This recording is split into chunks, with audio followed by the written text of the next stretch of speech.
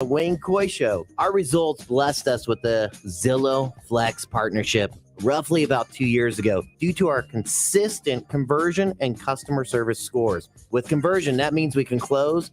And with our customer service scores, you know you're going to get the best service possible. We're always looking for agents led by mentorship, resources, and experience. We are your guide. Find us. Kirby4U.com.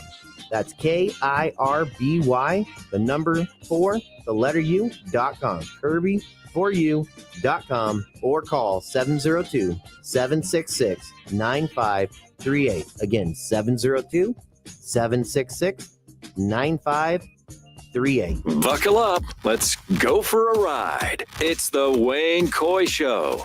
You know, Coach is going to get mad at me. He's going to think I'm copping his thing. You know, I swear to you, I had no idea that Harvey Hyde's whole buckle up thing was a thing. But boy, have I found out since then. We got to get rid of that. I don't want to be accused of stealing. You don't do that on the radio, and you certainly don't do it in comedy. And if you don't believe me, well, then you can just ask our in-studio guest. He'd be the first one to tell you that that's a no-no. His name is Kirk McHenry. And through the magic of all that is, television, radio, streaming, just like that, bam, there we are. That's Kirk.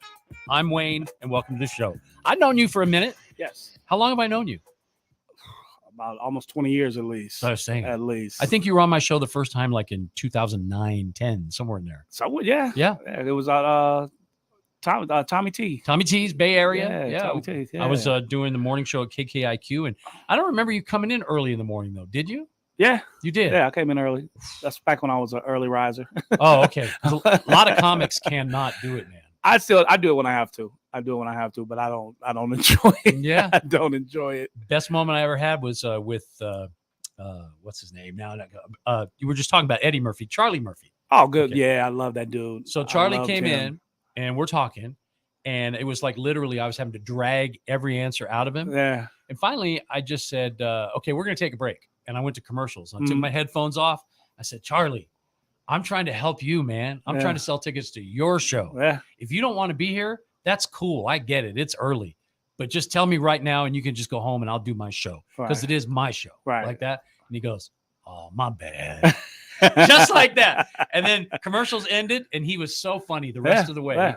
He brought it hard for the next half hour. See, he had probably done 2 shows the night before at Tommy's. Yeah. Didn't get out of that last one until about probably 1, 2 in the morning. Crazy. And yeah, it can be.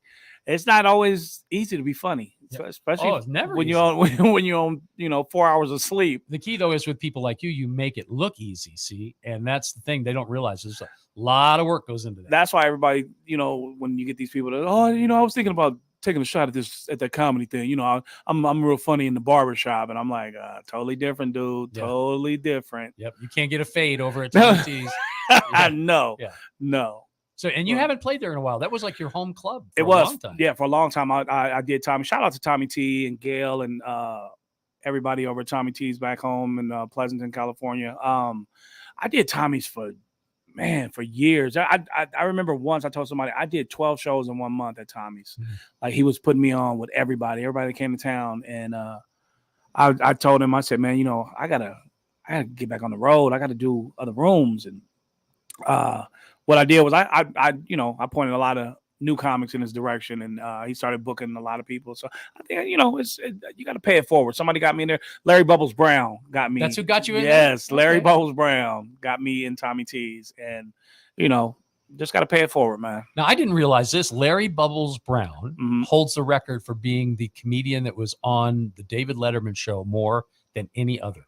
Really? Did you know that? I did not know that. And I'm like, how did I miss that? And then I went back. If you YouTube it, there's, visit after visit after. I did not know that. I just saw Larry probably about 3 weeks ago. I was hosting the Throckmorton Theater in Mill Valley, right. And he came in, and still hilarious. Still just. Does Mark Pitta still own that? No. Pitta lives out here. I didn't know that. Yeah, Pitta's in. Oh wait, yes, I did. Yeah, Somebody else told me the same thing about a week ago. We're just kidding around. Pitta's in Vegas. I saw him. Bob Zany was one. Yeah, I've seen Pitt. I've run into him. I actually did. I think like 2 shows with him out here. I thought he was a part owner of Throckmorton. No, I don't know. I never heard that one before. Okay. As far as I know, Lucy. Ooh, let's start a rumor then. Kirk McHenry's here. He's a Bay Area comic, but you're not just a Bay Area comic. No. You travel, don't you? Yes, all over the world. We actually got back overseas. February? This February, because everything was shut down because of COVID. We hadn't been overseas in like 4 years, and we went over for the troops. We did Abu Dhabi, Kuwait, and Jordan. So, okay. Yeah. Did you like those countries? I loved it. I love going over for the troops. I'm a Marine, so I love going over for the troops. What's the one where they have all the shopping centers and the malls and all of that? It's supposed to be really in casinos. What, Dubai? Yeah, Dubai. Oh man, Dubai. We flew into Dubai and we drove from Dubai to Abu Dhabi. Dubai looks like money. It looks rich. Like it made me uncomfortable. But you know what? I found this out. This is odd. The people in Dubai do not like the Flintstones.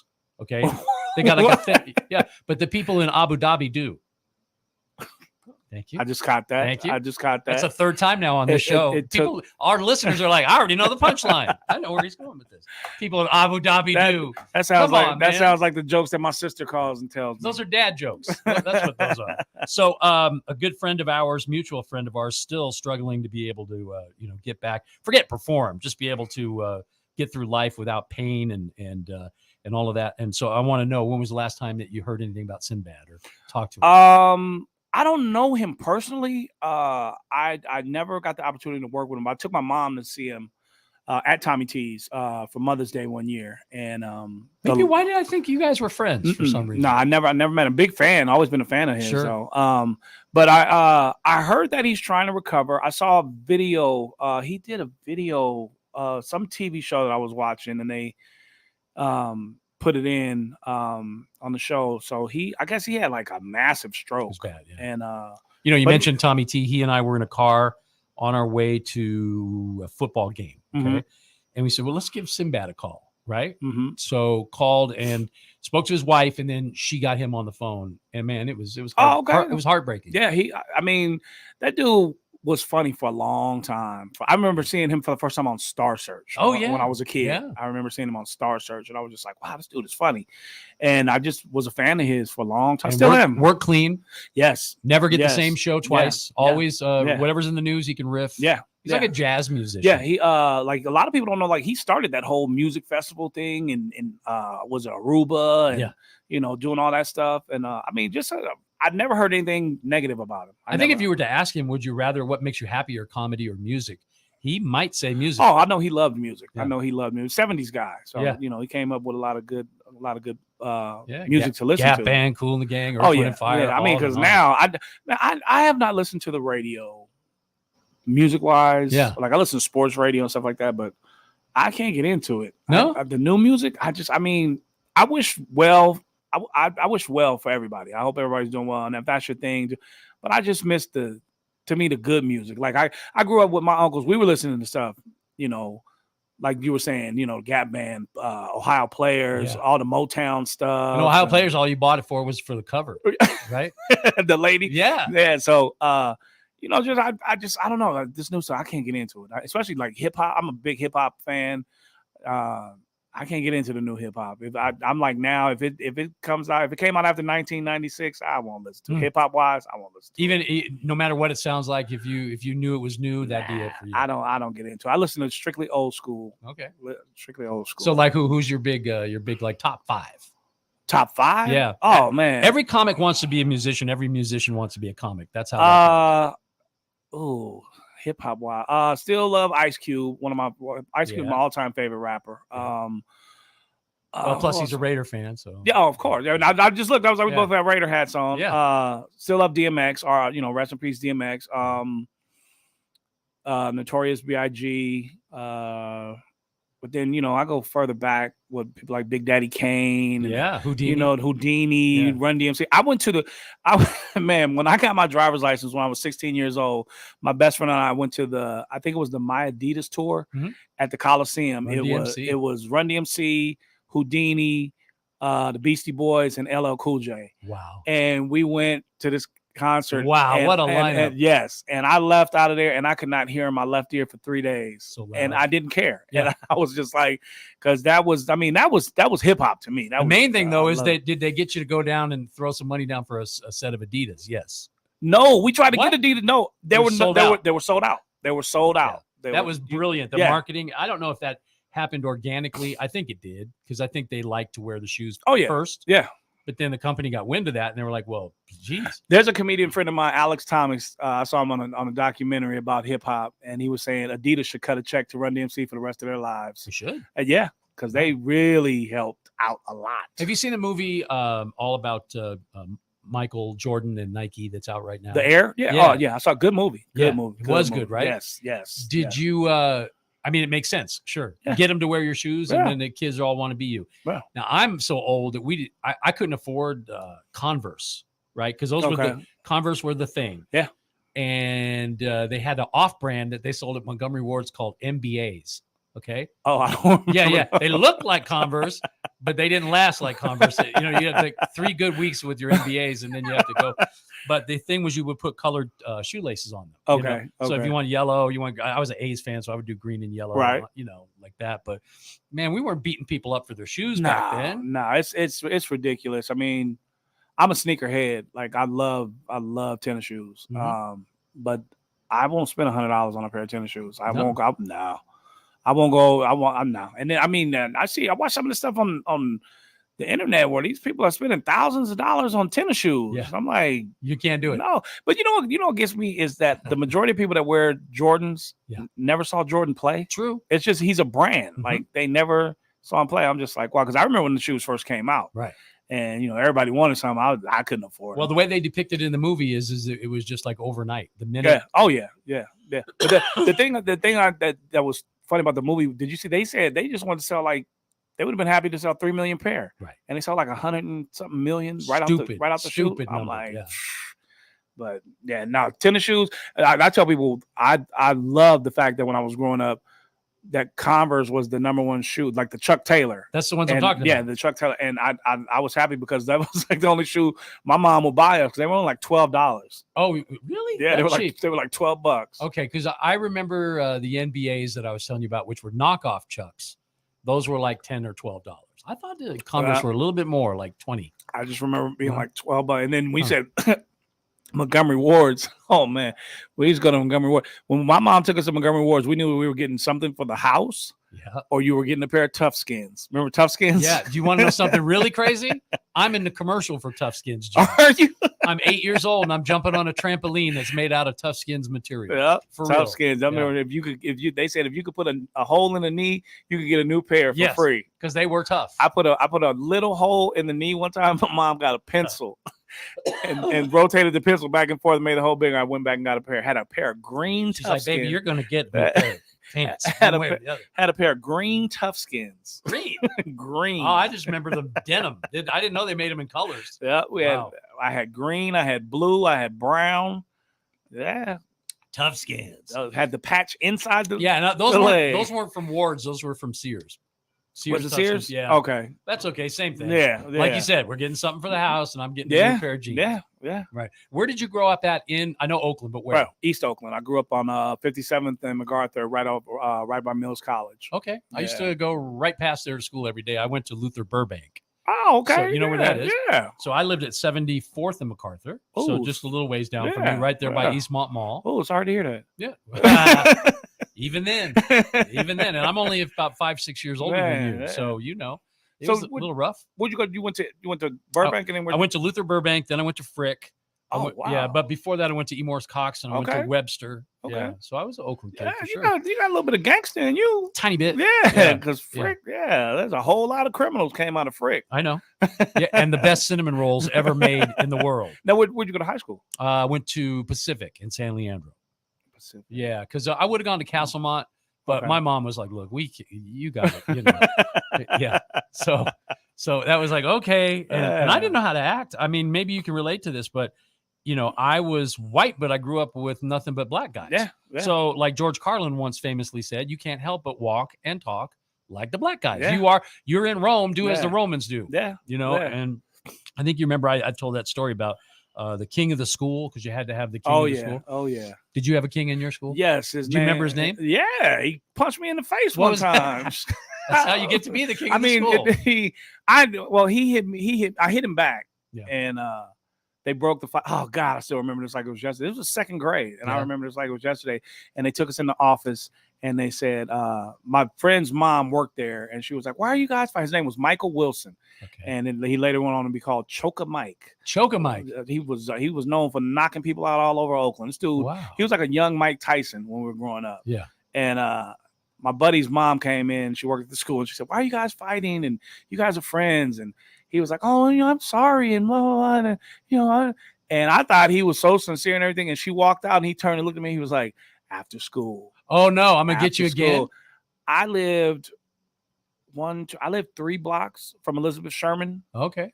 I could walk right down Brand and go home. I was way over by High Street Took the long way home. trying to avoid this dude. Yeah. Did he find you? So his older brother, Kenny, was like, "Leave Kirk alone. Kirk is cool. Leave Kirk alone." And we're still friends to this day. Did you kind of remember that there was a point there where you learned sort of instinctively to be funny?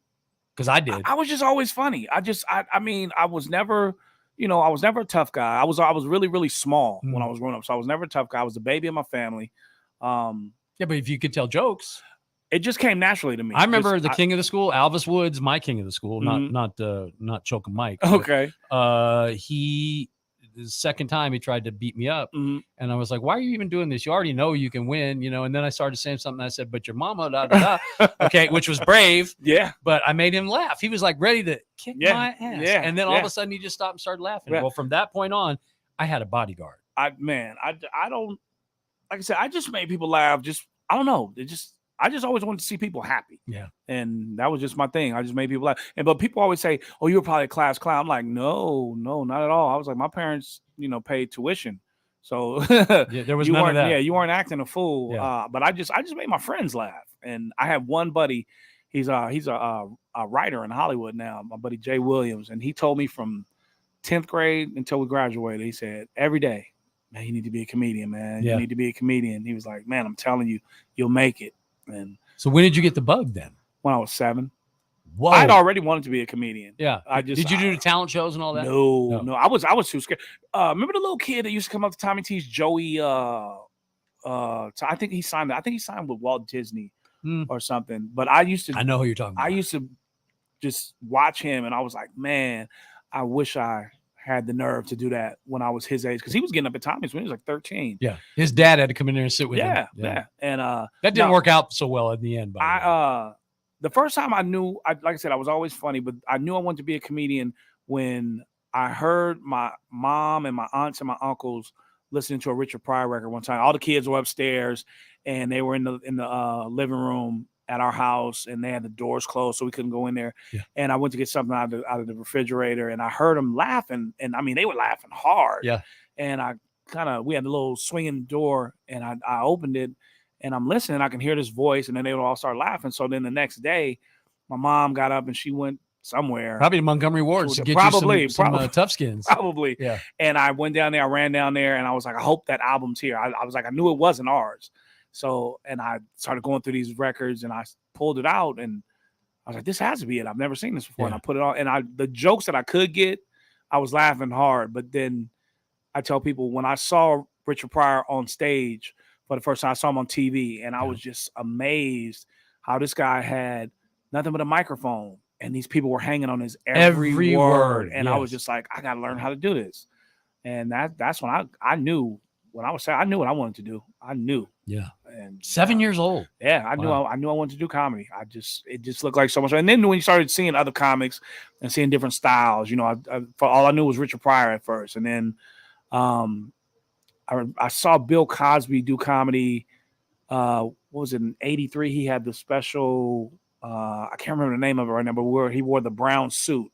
I think I remember that. And he was sitting down. Himself, Bill Cosby himself. And I laughed so hard. Yep. I laughed so hard. But then I knew Bill Cosby from the Electric Company when I was a kid growing up. Right. He would guest on there. I didn't know he was a comic. And then, starting to see other comics, George Carlin and Steve Martin and all these other people, and the Don Rickles and just all these people. And I'm like, man, I got to learn how to do this. But I just remember thinking, wow, they all have their own style. Like no one's copying. I was like, there's no, like, They weren't the blueprint. same. Yeah, No. I was like, there's no blueprint for this. Right. Like everybody just different. does their thing. Yeah, but How all- did it you worked. decide what your style was going to be, and who did you borrow from to begin with? Everybody that you just mentioned. A little bit. I Mhm. think I borrowed just watching people, but I think by my 5th year in it, I really started to come into my own. That's what everybody used to tell me. Oh, in your 5th year, it starts to come together, and it happened to me in my 5th year. Leading up to my 5th year, I just really started I really had a good buzz going around the Bay Area. Yeah. And I was just doing comedy the way I wanted to do it, the way I wrote jokes and the way I thought of jokes. Because leading up to that point, a lot of the older comics in the Bay Area, they would tell us, oh, you got to do it like this. You got to do it like this. You got to do it. And I was just like, that's not my style. Like, I'm not that person. Like they were, oh, you got to wear a suit on stage. I'm just like, I'm not a suit person. Like, Right. Gotta be true to who you are. yeah, exactly. So I tell a lot of comics now, I'm like, man, when you find your voice in comedy, oh man, you're ahead of a lot of people. Yeah. You're ahead of a lot of people. So I think I borrowed from like my storytelling, Bill Cosby. Even in my bio, it says I do like storytelling with a Bill Cosby You are a style. great storyteller. That's the thing I remember very early on saying to my friends, you got to see Thank this guy. He can tell a story. I was that kid though when I was growing up. I wrote stories, Mhm. so I just transported or whatever. The little details, Yeah, though. exactly, and Yeah. that's what makes it. It's Yeah. like because my thing with comedy is like you're painting a picture, and I want that picture to be so clear Right. when I'm on stage. I want you to see it. I want you to. You hear could have it. just said tough skins jeans, but you said they were green tough skins. Oh yeah, jeans. with the patch. See what I'm saying? And yeah. your mom in the hole you and all could- that. That's a story. And your mom could have drug you home behind the car on your knees, and you might not have put a hole in those. Not jeans. at all. You wouldn't have. No. Let alone don't even try to crease. Don't them. need a Band-Aid. I'll hop off yeah. here, Mom. Don't even try to crease them. you wear your iron out. Not gonna happen. There's nothing worse than having a cold and having somebody make you laugh. Man. You're hurting me, Kirk. Stop it. Kirk McHenry is here. We're going to take a quick break. When we come back, we're going to go on past those initial influences and then into what Kirk is all about right now and what he's doing. He's right here in Vegas, but we'll tell you about that coming up.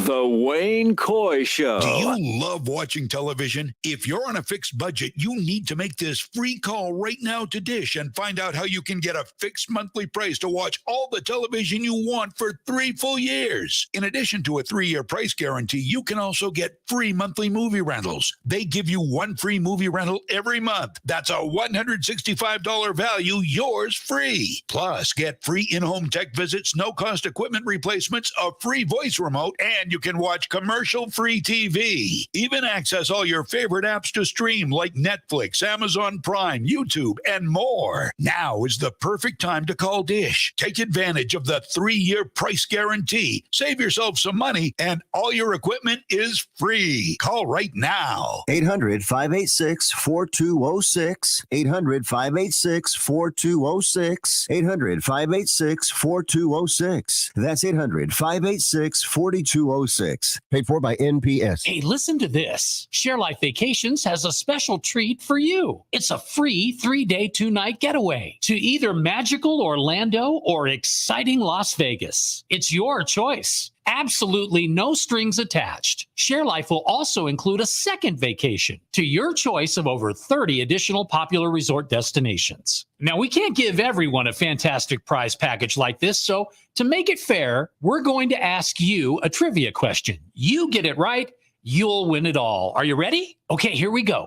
This movie is about a British Secret Service agent who is frozen in time in the 1960s. Was that movie Austin Powers' International Man of Mystery? Press 1. Diamonds are forever. Press 2. Lethal Weapon. Press 3. Got it? Well, then call 855-301-8586. 855-301-8586. That's 855-301-8586. Do you love watching television? If you're on a fixed budget, you need to make this free call right now to Dish and find out how you can get a fixed monthly price to watch all the television you want for 3 full years. In addition to a 3-year price guarantee, you can also get free monthly movie rentals. They give you 1 free movie rental every month. That's a $165 value, yours free. Plus, get free in-home tech visits, no-cost equipment equipment replacements, a free voice remote, and you can watch commercial-free TV. Even access all your favorite apps to stream like Netflix, Amazon Prime, YouTube, and more. Now is the perfect time to call Dish. Take advantage of the 3-year price guarantee. Save yourself some money, and all your equipment is free. Call right now. 800-586-4206. 800-586-4206. 800-586-4206. That's 800-586-4206. Paid for by NPS. Locally owned and operated, come on down to Academy of Hair Design located at 5191 West Charleston Boulevard, number 150 today to begin your career in cosmetology. There is something for everyone from cosmetology to nail technology. You will be able to have the hands-on training that is needed to succeed in this career field. Call 702-878-1185 or visit www.ahdvegas.com today. Now, back to the Wayne Coy Show. Campaigning this year, people stop watching reality TV. It is not real. It is the dumbest stuff on TV. I will tell you why. One, Survivor. Come on. You can take one thing from home. One thing from home? Why has no one ever taken a gun? I'm on the next season of Survivor. I bet I'll make it to the end because I'm be like, vote, vote. I can point this wherever I want to. I'm just saying vote.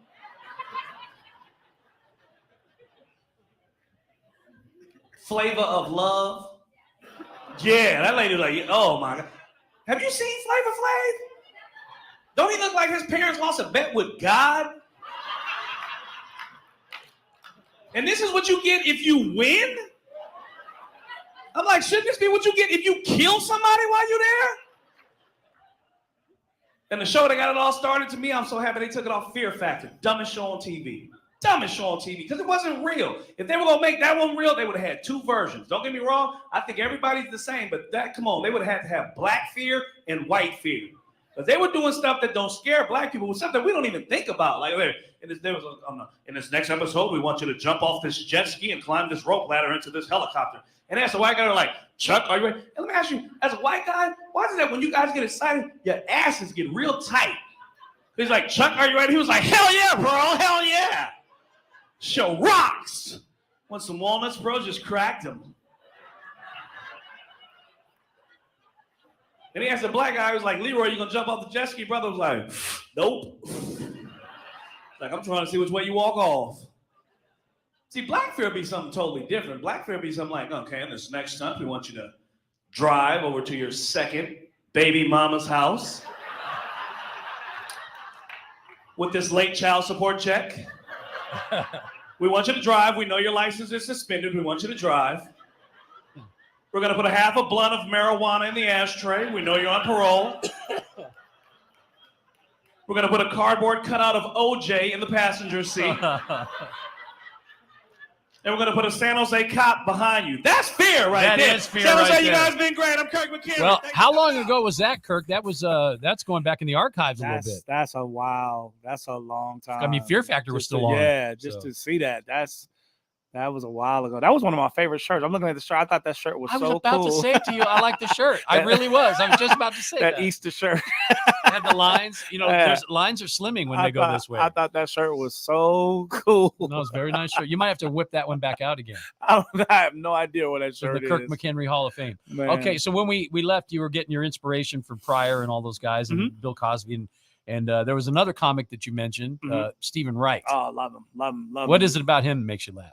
Just he just thought so out the box, and he wasn't afraid to be himself. That's the one thing about comedy, man. You can't be afraid to be you. You know, you have to. My thing is the stuff that you think about in your head that makes you laugh. That's the thing with comedy. You have to do that on stage and make people understand why it's funny to you. Yeah, you have to. So his stuff was just so offbeat. You know, like I remember he had a joke where he said. I used to have this roommate named George. He was like, all he would do was practice the limbo all day. He was like, when he got really good, he could go under a rug. And I thought that was hilarious. I'm just like picturing this guy going under a rug, but not touching it. Yeah. He's so dry. Yeah. Yeah, but he was, oh man, one of my all-time favorites. It's funny. I got my buddy Nick thinks Stephen Wright is the Hall of Famer. Oh man, the hilarious. GOAT. He calls him the GOAT. Hilarious. So you hit the road starting when? When did you first become a road comedian? The first time I ever went on the road, I think I had been doing comedy for about maybe a year and a half. And the guy who was my mentor at the time, Daniel Dugar, shout out Daniel Dugar, he took me on the road. First place I ever went on the road was Medford, Oregon. Ooh. And we went up. And he You're took like, why me do up, all these women have hairy armpits? And we went up, we did the show, and I'm not gonna say, I didn't kill it or anything like that, but I had a good set. And it just let me know, I can do this. It can play outside of my I was like, comfort I zone. can do this. And then been, road stuff ever since, man. Started going overseas for the troops in like 2003 was the first time I ever went over for the Did troops. you go with Kabir? I've never been overseas with Kabir. Okay. I've never been over. I know he's with done Kabir. it. Yeah. Oh yeah. We've all done it. We all like when Bay Area comics started getting booked for overseas work, we all told other Bay Area comics to, hey, check in with this person. This guy has a a tour. He'll put Sam you Bam. on. Oh, I just worked with Sam. I had Sam on my show in Alameda. Probably about 3 weeks ago. Okay. Yeah, at the Alameda Comedy Club. Me, Sam. Key Lewis popped in. Man, just always fun to go home. Yeah, old home week. But then when you go on the road, you're living out of a suitcase and you're driving a lot of times for a long time. Yeah. Thank God I don't really have to drive that much anymore. I get flown now. Not doing those one-nighters where you have to 9-hour drive. I'll still. I don't know. I won't do those anymore. Like the old Dave Tribble runs. Yeah. Well, and in the Midwest where I was at the time, it was John Yoder. Yoder, yeah. Same agent, yeah. Because who's AJ Jamal? Yeah, he ran him ragged. Yeah, like AJ would look at me and go, and that dude. I go, man, you look tired. He's like, well, it's because I drove 11 hours to get here. That dude, AJ Jamal, is one of the funniest guys I've ever met in my life. Have you ever worked with him? Yes. Yeah. Hilarious. I used to have a room in Oakland called the 821 Lounge in Hayward, and one of the first shows we ever did, we had AJ Jamal and Jay Lamont on the same show. Oh, wow. Co-headline. One of the funniest comedy shows I've ever seen. Hilarious. Jay is from where? Jay, I'm not sure where Jay. I want to say Chicago. I want to say Chicago. Yeah. But Jay, and it was funny because I was trying to tell the owner, I was like, hey, man, let AJ go up first. I said, because, Jay does the whole music thing, the beatbox and all the stuff. And I said, I know people in Oakland, they love the oldies, and Jay will do the oldies and stuff. He was like, oh, no, they when I picked him up from the hotel, they said they were going, AJ was going on second. So we're sitting there. I was hosting. So I'm sitting at the bar, and Jay Lamont is on stage crushing it. Yeah. And the owner is sitting at the other end of the bar, and he looks at me, and he mouthed. He was just like, oh, my God. He was like, I see what you mean. Yeah. And AJ Jamal went up after Jay Lamont. And I mean, a lot of people couldn't have followed that. I'm sure he destroyed the room. I was just watching him. I was like, oh my God. I just had a whole new level of respect for that guy. I was just like, this dude is I already knew he was funny, but that right there actually, without knowing, it made me realize, you can't be afraid to follow anybody. Yeah. I would imagine though that probably amped him up a little bit. Saying, oh, it does. I tell when I go on the road, when I would have people on the road with me, like when I would take a comic with me, I would take somebody who I knew was gonna make me work. Like I don't want somebody that's gonna make the crowd just giggle a little bit, and I'm gonna try to shine. I know some guys will bring their own guy on the road. That's why a lot of headliners bring their own features now because they don't know. Like that room I had, the 821 Lounge, we were using guys from the Bay Area to feature for these bigger names that were coming in. And I remember a comic calling me. It was a comic from the East Coast, and he called me. He said, "Hey, man, I've been telling everybody, when they come out there to do your room, like they better bring the A game." He's like, because those dudes that you're putting on stage, they're beasts. Yeah, we were doing. I mean, we using like back then was like the Insane Waynes and E. Clark and just who's the guy who got shot? Who's that? Insane Wayne. He's in the wheelchair. Yeah, and just a beast. I have so much respect for that guy. That dude, to me, Wayne got funnier when he got in the chair. Yeah, he got funnier when he got in the chair. You got two options. I mean, he was. You can go down or you can get up, and the only way to get up is He never skipped a beat. He never said why me, nothing. Yeah. And he's still one of the best dudes out there right now. Now you're in Vegas now. Yeah. What do you think of this town for comedy? Vegas has a great comedy scene. There are a lot of funny people out here. There are a lot of funny comics out here. A lot of guys I knew moved out here when I got here, they were already here. But I used to come up here and do shows, and I already knew there was a lot of funny people here. Donnie Johnson, A.K. Morris, Dennis Lavender, another funny guy. But then the people that I already knew are here now. Chris Tinkle, Big Irish J, Carlos Rodriguez, DJ Sandu. Carlos Rodriguez, the one that used to be in the Bay Area. Yeah, all these people from Northern California are here now. They're all here now. Wow. So so it's like it's cool to know a lot of the comics here already. But Vegas has a great comedy scene. Great comedy scene. What are we? 6 clubs now? 7, something like that. You got Brad Garrett, LA Comedy Club, Laugh Factory, Jimmy Kimmel's. Wise Guys. I always forget about Wise Guys. Wise Guys, that's 5. Yeah, 5 that I can think of. Yeah. And they're all good clubs too. They're all good. And then there are a lot of really good open mics around here, like good little one-nighters that you can do out here that are really good, and they put on good shows. Yeah, you answered that question before I could ask it, which is Las Vegas a good market for an up-and-coming comedian? Yes. It is? Yeah.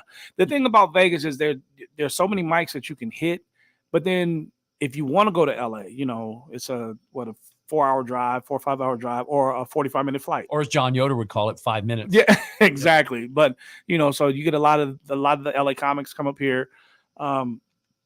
So, I mean, I think the level of comedy out here is really good. It's really high. And, you got a lot of people who are starting out here who they're going to have it hard in the beginning just to get on because there's so many good comics out here, but they're going to be better in the long run. Yeah. Because, you want it to be a little competitive, right? I mean, that's how I was when I was starting out. I mean, starting out in Oakland, I mean, you had, Dennis Gaxiola, Linnell, John Austin, Dugard, just Rip the Player. Who's the guy with the Irish last name? I can't remember his name now. From Oakland? Yeah, McConnell, so Chris or something. I don't know. I'm not sure. Funny dude, white dude, and he had an Irish last name. That's all I can remember. Out of Oakland? Yeah. Because you mentioned Linnell, and I immediately flashed on that. I think I saw them both on the same show. I don't know, but when I was starting, I mean, it was so many just incredible comics just in the Bay Area. I mean, and that was just in Oakland, but then you had the people coming over from San Francisco and San Jose. Yeah, so it was, man, Bay Area had a really, really good scene. And do you get back? Do you perform? Oh, yeah. I whenever I go back, whenever I book anything in the Bay, the one thing I make sure I do is I host the Throckmorton Theater in Mill Valley. I do that. I always try to do something with my man Tony Sparks out of San Francisco, who has helped so many people, including myself. Just a great guy. Does Tony have a room? Tony hosts a room in Fairfax. Okay. I actually did it this last time I was home. I forgot who books that, but it's a really fun room. Really, really fun room. And Tony he's a great host. He's just a funny guy. Just all around, just a good dude. Man. Just a really good guy. So yeah, I get back. You mentioned Bobo earlier, so do you get out his way? I'm actually lining up some dates. We're shooting for August right now out at Caps in Brentwood.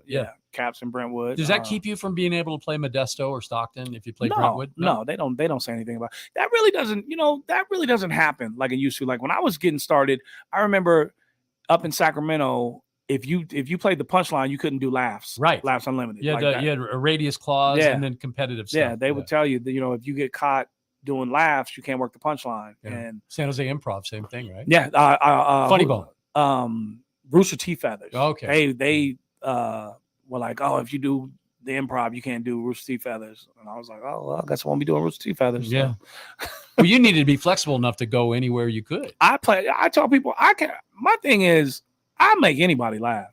I mean, I have T-shirts that I sell, and one of the first shirts I ever came out with, it says "No black, no white, just funny." Just funny. I just, because I mean, growing up in the Bay, people think Oakland, and they think Oakland is like this big, like predominantly black city, and I mean, I guess it kind of is. But when we were growing up, in the 70s and the 80s, it was more diverse. So we had everybody in our neighborhood, and I went to school with everybody. So, well, my comeback to that always was because I grew up there too. And I would say, you got it wrong. What it isn't is 75, 80% white. Yeah. That's what it's not. Yeah. And so just because you might have 45% black, and then big Chinese population. Yeah. You know, white people, Hispanics. Lot of Latinos. Literally now. a melting pot. It is. And that was one of the things that I was happy about because we grew up with everybody. So, you know, and you kind of knew what made people laugh, you know. And then I just thought that, you know, like I said on my shirt, no black, no white, just funny. I think funny is fun. Comedy doesn't have a color. You know, you're either funny or you're not. And you either relate to it or you don't. Yeah, and that's the thing. That's the part of comedy. You have to make the people relate to it. Right. So, you know, that's my job, I like doing this. And that's like, it's like I treat comedy like golf. I'm not into golf, but I you know, I'm not competing against any comic that's on the show. I'm competing against myself to go out there and do the best set that I can do. Yeah, you know. So somebody told me the other day, do you know why it's called golf? Why? Because it was already taken. I have so many comic friends. That is a frustrating sport. Man. I have so many comedian friends. My dad, before he passed, was trying to get me into golf, and I'm just like, can't do it. I'm not into it. I'd rather go to the right. I'd rather go to the gun range or go to the batting cage. Sure. All right. So three things I have to ask you before you go. Okay. Because you know, we come from the same place. Yep. Our football team is here in Las Vegas. Have you accepted that? No, I still call them the Oakland Raiders. You do? Okay. Do you support them still? Oh, definitely. I'm a diehard Raider fan. Okay. How do you feel about their off season and where they're headed for this year? I think it was time for Derek Carr to go. Okay. I think he had enough time. He had enough chances, enough opportunities. We need a secondary. Our thing is defense. Always has been the thing. Like we can score. We just can't hold anybody. Right. You know, so we need some good. Why we let Khalil Mack go? I still don't understand that. I still don't understand that one. But we need some good. We need a good secondary. We need some good linebackers. And what do you think about Devontae now? Kind of like not being quiet. You know, I mean, what he said the other day, I was like, whoa. Wait, what did he say? I didn't hear. Oh, about you know, they've got an idea of what they want to do. We'll see. I guess I'm not so sure myself. So he's talking about Jimmy G, you know. I mean, Derek was his guy. Oh yeah, well, you know, they played in college together and everything. My thing is, I don't know. I grew up playing sports my whole life. I'm like super competitive. If I'm not winning, I'm not happy. Yeah. And I mean, I think that's where he's coming from. Yeah, I mean, I don't care how much money you're paying me. If I'm losing, I'm not happy. I'm not. You know, I don't. So what do you think about Josh McDaniels as a coach? That's what I thought. Same answer. I really, to be honest with you, I think the person who should have gotten another year was Del Rio. Oh, Jack Del Rio. Del Rio should have gotten. I one thought you were going to say Rich Biscaccia. I think Del Rio should have gotten one more year. I mean, that was like a movie. You know, Mark wanted John Gruden, hometown guy, and you know, but see, he was going back to the past, the old Gruden. Yeah. You know, Gruden comes from a different era. Like coaches like Gruden, what's the guy who was the linebacker for the Bears? Mike Singletary. Yeah. You know, these guys are old school athletes. They can't relate to a lot of these, younger kids. These dudes, they're more worried about making the top 10 on SportsCenter than, you know, going out and winning a division and stuff like that. They think, you know, if I'm getting paid and I got endorsements, like I said, if I don't care if you pay me $30 million a year, if I'm losing, I'm not going to be happy. It's a very good way to look at it. All right. So what do you predict the Raiders record to be? This year, I would love to see 10-6. Okay. I would love to see 10-6. Do you think that's realistic? I do. Because I went through the schedule, I was like, lost. Because last year we lost like 4 games by like 1 point. Yeah. You know, there were like a lot of games, a lot of leads that we gave right back. Yeah, there were a lot of games that we could. So there's that defense again. See, exactly. Score enough points to win, you should be able to win. Exactly. So all right, Oakland A's. Let's move over to baseball. That's another one of those teams you grew up with, and now there's a possibility they might be coming here, although that's still up in the air. They put out a release today that said nothing really. It just had a bunch of quotes from people saying what we already knew. Mm-hmm. Still haven't seen a plan. Still haven't seen an architect. Still haven't seen any renderings, you know, so, and they've jumped from location to location since they said they were coming. So what do you think? I miss the days of the Bash Brothers. When I grew up in Oakland, you know, we got to see the Vita Blues, the Reggie Jacksons, all those guys, you know, and then moving on to Ricky Henderson. Remember when the A's had Ricky Henderson in left, Tony Armas was in like right, and Dwayne Murphy was in center. We had the best outfield. So we grew up watching the A's and they were good for so long. But now it's like this owner, he doesn't want to spend money. Well, the same owner's going to be here. Yeah, we had the worst record, but I think now because they kept saying, "Oh, Oakland it's a small market. It's a small market." I'm like, how can you say the Bay Area is a small market? Yeah. So This is the 40th largest media market, Las Vegas. okay, The Bay Area is 5th. Okay, so I think they just wanted a new stadium, which I thought that they were about to get it. Yeah, I thought the mayor should have. I think given it to them. They apparently were just going to go into mediation like 3 days later when they announced, okay, we're only going to focus on Vegas now, which to me sent off a big red flag. That means, okay, you don't have any money. I think Mr. Fisher is not doing as well as he would like us to believe. You know what's funny is I tell people, I remember when I was coming up here doing shows, and I remember when they first started building the Raiders' new facility up here. Yeah. And when I saw it when it was completed, like every time I see it now, and then when I go back to the Bay and I look at the Coliseum, I'm like, growing up in the Coliseum in Oakland, the Coliseum, you thought, oh man, we got we have a nice field, we have a Coliseum. Going back now, you look at it and you're like, wow, this is really old. Sure. Like this is really, really old. So, I mean, like, do you go to Aviator games? Like I go to Aviator games. It's beautiful. Beautiful park. Yeah. Beautiful park. And I mean, you can't tell me that they couldn't come up with that money in the Bay Area. I mean, yeah. Well, according to them, they were $88 million apart. And now it's like they're looking for what, $400 million from the public? And then they want the public to build the stadium. And then I mean the thing out here, the wherever the A's play is gonna have to have a dome. Well, they were saying retractable Yeah, roof. it has to be retractable. But now, because of its proximity to the airport, the FAA may require, because of the lights coming from the stadium, that can mess up a pilot trying to land or take off. So they're saying it might have to be a dome, not a retractable roof, but an actual dome to keep the lights inside. Yeah. Because I mean, nobody's, and I love it. Baseball is always my first love. Right. So, but I'm not. I don't care how good you are. I'm not sitting out watching 9 innings in July in Vegas. It's not gonna happen. Not gonna happen. But. Well, see, so I always felt like with the Coliseum, that as far as location goes, you couldn't get any better in terms of egress and, being able to get off BART, being able to get off a Amtrak train if you come in from Sacramento, plenty of parking, room to tailgate, all of that. Why didn't they? I still don't understand this. Why didn't they just say, okay, look, we're gonna knock down the old place as soon as the new place is built. We're gonna build it right next door. Yeah. Where Malibu Grand Prix was, right? Plenty of room over there. They have over 100 acres. There's still nothing over there. Right. And now they're going to be on 9 acres on the very back of the Tropicana. Like you won't be able to see it from the Strip. Like the one thing about out here, like people that, like if you never went to a Raider game at the Oakland Coliseum and saw how the people were tailgating, like I knew people that went to Raider games and never went in to see the game. They tailgated the whole time, and they would listen and they would listen to the game on the radio. Well, somebody has to watch those charcoals.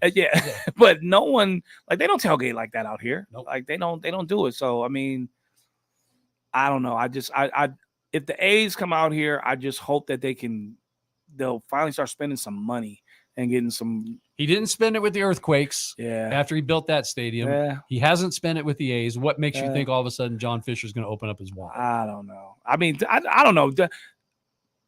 He should be. I don't know. He should have to sell the team. There you go. He should have to sell the team. All right. So you have it here first, folks. Kirk McHenry. He should sell the team. End quote. I knew I could get you to come around my way. Yeah. Well, it is kind of weird that both of the teams we grew up with, I mean, literally grew up with, and this has been my point all along. It's an heirloom at this point. It's 55 years of tradition. My son was raised loving the A's like his daddy did. Yeah. And now his son loves the A's like his daddy and his grandpa did. Yeah. You can't, how do you replace that? Just so you have something else on the Strip. I don't know. I just remember, like I said, growing up watching A's and everything. And I remember my mom's job when I was in high school. They used to get tickets to the A's game and they would take clients to the games. And if they didn't use them, they would give them to me. Yeah. And I just remember we would have tickets on the first base line. The fence, man. Who are you talking about? No, we would sit on the first base line, and I mean, like right down by the field, and we would watch. I mean, just like I said, so many memories of seeing Ricky Henderson stealing bases. I was actually at the A's game. Remember this guy? His name was Mark.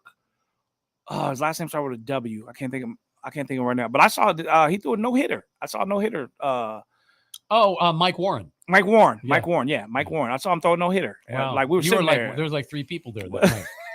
I mean, I don't know. It just I was talking to a guy. I was coming back to Vegas. Older couple. They're coming back to Vegas. Had on the Cleveland Indians stuff on. They said they had gone to the Bay to watch the A's play the Indians, and we were talking about the aviators and everything. And I was like, well, how are the games? They were like, oh, the games are good and everything. And I said, well, how many people were at the game? He was like, oh, about 3,000. Yeah. I'm like, 3,000 people in the Coliseum. Aviators outdrawing the exactly. But that's because the fans have basically extended their middle finger to ownership. Oh yeah. You know, you're going to tell us for 3 years you're leaving. Yeah. You're going to not do anything to improve the product on the field. You're not going to do anything to improve the experience at the stadium. Yeah. Come on. When Rooted in Oakland, when I saw the A's record, because I haven't really had a chance to really watch too much baseball so far this season, but I was watching Sports Center and they were showing A's highlights, and I looked at the A's record and they were like 9-31. I'm like, oh my god, they're on pace to be the worst team since I think I heard today 1930 Boston Red Sox or something like that. That's crazy. Yeah. And they were good for so long. And they're losing 3-2, 2-1, you know, so or 11-10. I mean, the games are close, but they can't figure out a way to put anybody away. So it makes you sad, right? It's hard. I mean, to see it like that is, like I said, I remember when the A's were so good. I remember when the Warriors were so bad. Yeah. You know, I was telling you earlier, I was telling a comedian friend of mine, I was like, man, I remember when you could go to McDonald's and get Warrior tickets. They were like, you know. And Chris Mullen would be the one serving you your fries. Joe Barry Carroll on fries. He was terrible. Joe Barry Carroll was terrible. If Joe Barry Carroll is out there, you can hear me. You were terrible. He heard you. They talk about Kwame Brown. Joe Barry Carroll was horrible. Yeah. But no, I tell people, I remember when they would say, you know, you get your value meal or whatever at McDonald's, and they would say, would you like 2 Warrior tickets? And we'd be like, no, just give me some more fries. Like, I remember when they said they had the contest where they were doing it on the radio, and they said first prize is 2 tickets to go see the Golden State Warriors take on the New York Knicks. Second prize is 4 tickets to see the Golden State Warriors take on the New York Knicks. That's how bad they were. The Warriors right? were, oh man, they were horrible. Yeah. They were horrible. I remember going to see them. I remember when you could get a Warrior ticket for probably $5 and walk all the way down to almost to the floor, and no one would say anything. Like I say, if you brought your tennis shoes back then, you might get in the game. You might get in the game. So yeah, we need a guard. Yeah, but oh man, now like I haven't even been over to San Francisco to see him over there. I'm like, nah, I'll pass. Well, I mean, I was kind of happy that the Lakers got eliminated. Oh, me too. Me too. To be honest with you, I didn't think the Warriors were going to get past Sacramento. I did not think they were going to get past That's Sacramento. why they didn't get by the Lakers. Exactly. They were tired. Kings wore them out. Yeah, they were tired. That little dude, Fox from Sacramento, little dude, he can ball. It's just hard for me to even think of the Kings as being a winning team. Exactly. Yeah. They've been bad for a long time. All right. Well, where are you playing? That was my last question. I have a show tomorrow. It's a car show, and then they're doing a comedy show afterward. Cars and comedy, come on. Yeah. I'm actually going to go hang out at Buck's Tavern. I'm gonna go over there and watch some comedy. They do comedy over there every Wednesday night. It's always a lot of fun. That's why I ran into Pitto over there. Okay. Pitto comes to everything. Like a lot of the headliners around Vegas, they play that. It's like it's a fun show. It's almost like a workout room. So I'm gonna go hang out over there tonight. And but yeah, then tomorrow. And then what do I have coming up? Just going back on the road. And well, we're on everywhere, so if you got a city you know you're heading to, let me see, where am I going? Check that schedule. Where am I going? I tell people I don't know what day of the week. Yeah, well, how do you keep track if you have to? I have to look at my calendar. You need people. You need somebody, Kirk, to keep you straight. I have to look at my calendar all the time. Let me see. I am going to Abu Dhabi. I wish I was going back. And then I have another show coming up on the 21st of May. It's going to be in Summerlin. Let's get out. Let's get people out to that. Oh, and then I'm doing some other shows for the guy out here, Phil Pareda, out here in Vegas. I'll be doing the 23rd and the 24th. If you guys want to follow me, because I'm not sure where they are right now, but the location, they send me the flyers. Follow me on social media, Kirk McHenry on Facebook and at Kirk McHenry on Instagram. And that's KIRKMCHENRY. Correct. And I put all my stuff up on there. And then I know July, I know I'm back on the road. This has been the most telling question I've asked you the whole time. Like, where are you going to be? You're like, I don't know. I'm telling you, half the time, like I woke up last Tuesday and I thought it was Saturday. Yeah. Hey, I told you I got this thing, whatever this is, these allergies or whatever, and I slept. Yeah, if I get sick, I'm gonna sue you. No. I slept till 5 o'clock. I said, anybody else I would have called and said, we need to reschedule because I can't make it in. But for you, of course. I'm gonna come on here a lot more. All right. You have an open invite. Cool. Anytime. Okay. All right, sir. I'm gonna come Friday. There you go. There you go. He's coming Friday. Kirk McHenry, thank you, sir. Thank you for having me, Wayne. Good to see you. Hang on, because we had some fun last week, and we're going to repeat that for you in just a few. Weekday on 1400 KSHP North Las Vegas and KSHP.com.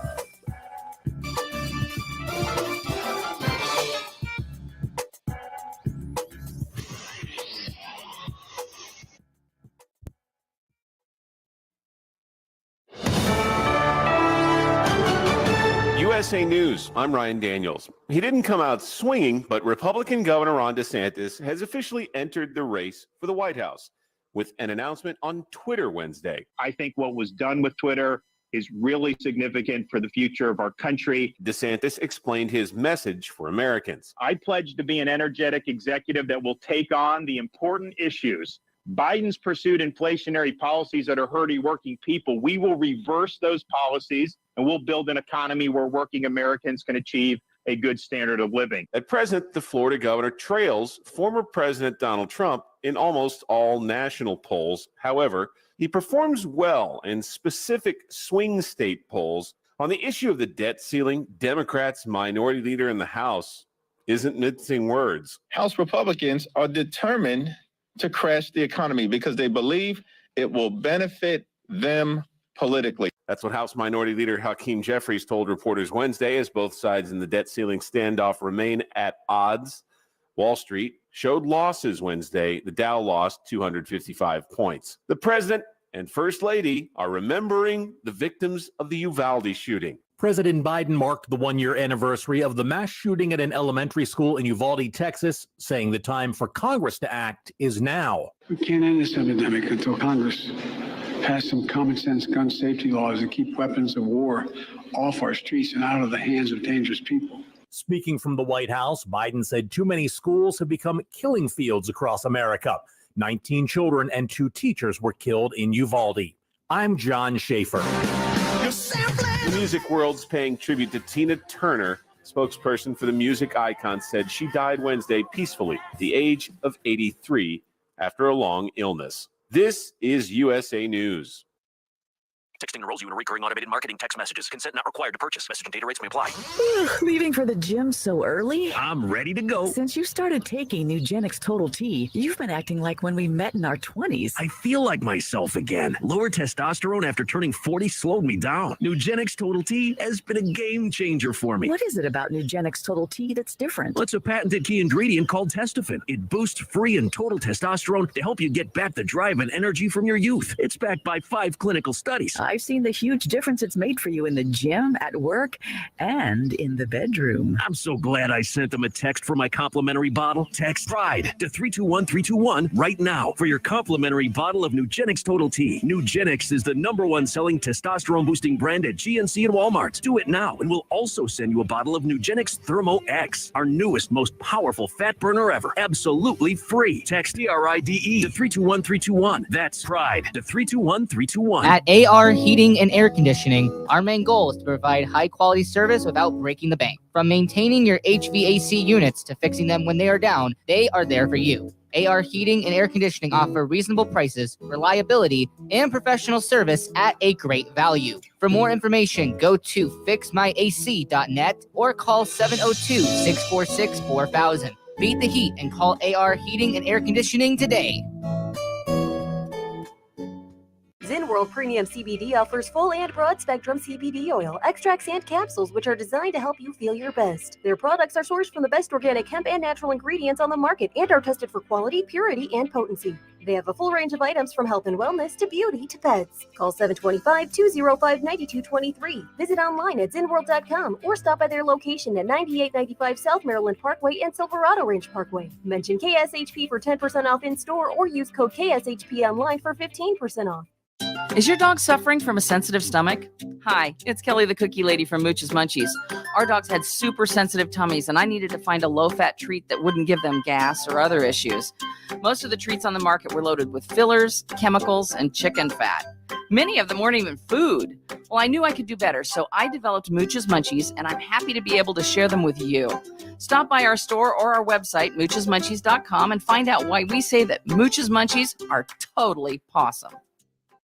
Hungry for the best barbecue in Las Vegas? Come out to the infamous barbecue and meat market, John Mole's Meats and Roadkill Grill in Las Vegas. John Mole's was featured on the Food Network's Diners, Drive-Ins, and Dives. Now take home delicious meat selections for your grill, and while you're there, grab a bite of the best barbecue in Las Vegas. With 2 locations now at Tom and Gowan or on North Decatur, you're sure to find the perfect meats for your next barbecue or party. Find us online at johnmolemeats.com.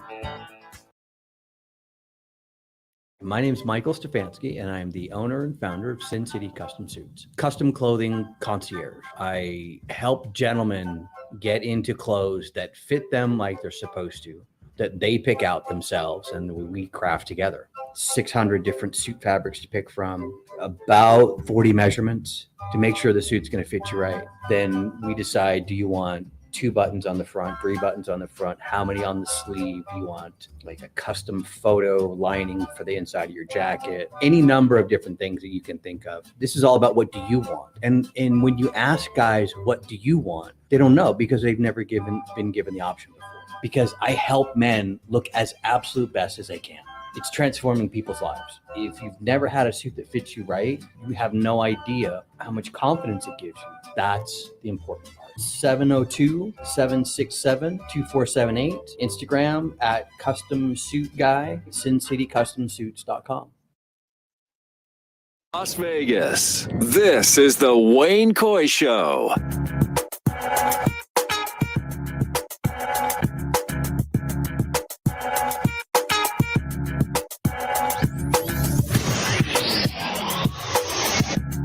You know what I am doing right now that I'm very excited about? I'm going to thrift stores and I'm buying stuff, and I would love to report what I got at the thrift store. Would you like to see what I got at the Goodwill?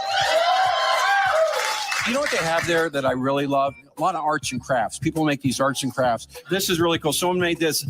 An aunt is like a mom, but cooler. Isn't that neat? And on the back it says, an uncle is like a dad, but creepier. A lot of great books at the Goodwill. I got this very exciting, the Hillary Clinton biography. And here's the weird part. Look, a lot of the pages are just missing. Look, they're just something. It's like they've been deleted. I'm not picking sides. In fact, I got this book from 1980. 1980. John Gardner put this out. Let me go ahead and read the synopsis. A chilling novel, The Ultimate Soviet Takeover. The Last Trump. There. We didn't pick sides. This is a great book. Bill Cosby, Time Flies. Hey, Bill, let's see how 3 to 10 work out. That's a funny guy, Bob Zany, who's on the phone with us right now through the miracles of technology. You and I are the exact same age. Well, there's nothing I can do about that, and I can't give you that time back. I tried. I put in an application. It was rejected. You are older than me, though, Bob. You're 12 days older than me. I'm September 23rd, and you are 9/11. Yeah, so that would be 8 days, but that's okay. See, I love that West Covina math. It's the best. You just said it. I'm 12 days older, and you're born September 3rd, and I'm the 11th, and I do the math for you, and then you mock my hometown? Oh, no. What happened is you didn't hear 23rd. Oh, 23rd. Okay, you're right. So what's the difference in NorCal, SoCal? I mean, you've been to both places. You grew up in one. Do you have a preference? One has more rain. It's true. That's about it. Yeah. No, I don't know if I have a preference or not, but I mean, I grew up in LA, but I live in Vegas now, almost 4 years. So, but you know, I want that before I moved to Vegas, I added up all the times I performed in Vegas, and I've lived here for 3 years, 1 week at a time. So that gives you an idea. It does. What I love too about your beginnings, Bob, is that you and I also share this. We both auditioned for the Gong Show, and I think you actually got on. Yes, I did. You can actually, it's the opening salvo of my documentary, Close But No Cigar. And, you know, we screened it in movie theaters across the country, and I go to the screening, and it was surreal to watch me come out. I'm going, that didn't happen. Was that me? Yeah, well, what were you, like 15, 16? I know I was. You know what I did? I started, I counted when I had the audition. You had to do like 3 auditions before they said yes. And then right when I got yes, I think it was 2 days after my birthday that we taped it. So I was 16 technically, but I count 15 as my start in showbiz. And, you know, Wayne, let's just be honest. I could go back to being 10 when I was a Cub Scout and I was in a play where I sat around a campfire saying, pass the coffee was my line. So I've been in showbiz my whole life. You have been, yeah. Well, I found that audition process to be kind of crazy. I only went once, so you made it much further than I did, but they just pulled me aside and said, you know, we're looking for crazy, wacky, and you're funny, but you're not crazy, wacky. So keep working on it. And then they sent me away. Well, I also auditioned 2 other times. Once with my best friend in high school, and Mike and Mark Manning, who were twins, and the other one was Bob, and Bob was the lead singer, and we were Bobby Arm in the Pits, and we sang "We Love You, Bobby," and I think that was a little too much for that time. Oh yes, we do. The second time I auditioned, and to this day I don't know why I didn't get it. I got a paper bag and I put it all over all my whole body except for my head, and I said I was the unknown comic's half brother. and I did one-liners, and I'm going, why didn't I get it? It's pretty clever for, 16, 15-year-old. Heck yeah. Come on now. You were doing that all on your own. And here's the irony of all ironies is that years later, well, it'd be about 11 years later, I started a movie with Murray Langston, who was the unknown comic, called Up Your Alley. We played 2 homeless guys. Linda Blair was also a star of it, and she played the reporter investigating us. That's a crazy cast. Yeah, it's a great. Johnny Dark was in it. There was Yakov Smirnoff did a guest set. There's a few. Ruth Buzzy. That's when I met Ruth Buzzy for the first time. What a wonderful woman she is. Well, that's like a comedy who's who right there of the late 70s, early 80s. And I'm forgetting some names. It's in there somewhere. So you go from the Gong Show to a dry bar special that is like knocking on the door of 6 million views. That's crazy. Good, huh? Did you ever think you would be able to have something live on the internet that gets watched 6 million times? Well, it's interesting. I was just shooting for 1 million, and then it got to 1 million, and I went, well, wait a second. So, and this is just based off of YouTube showings. I mean, it's been on Facebook and Instagram and all these other platforms where I don't even know the count. And then plus the Dry Bar app itself. So who knows how many he really has. Now, I got to ask, do you do all of the social media, the internet stuff, the hashtags and everything that you have to do these days? Do you do that on your own, or do you have people?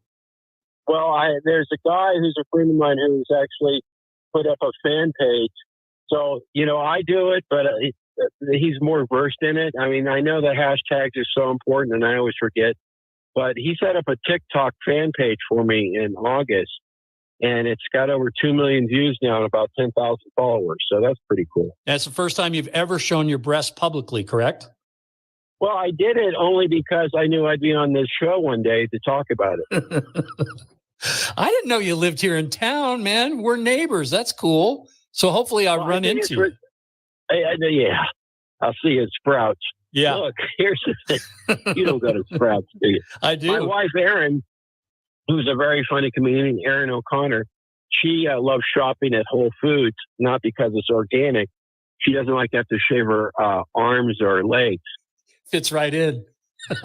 And I like going to Trader Joe's. You know what I love about Trader Joe's, Wing? What do you love?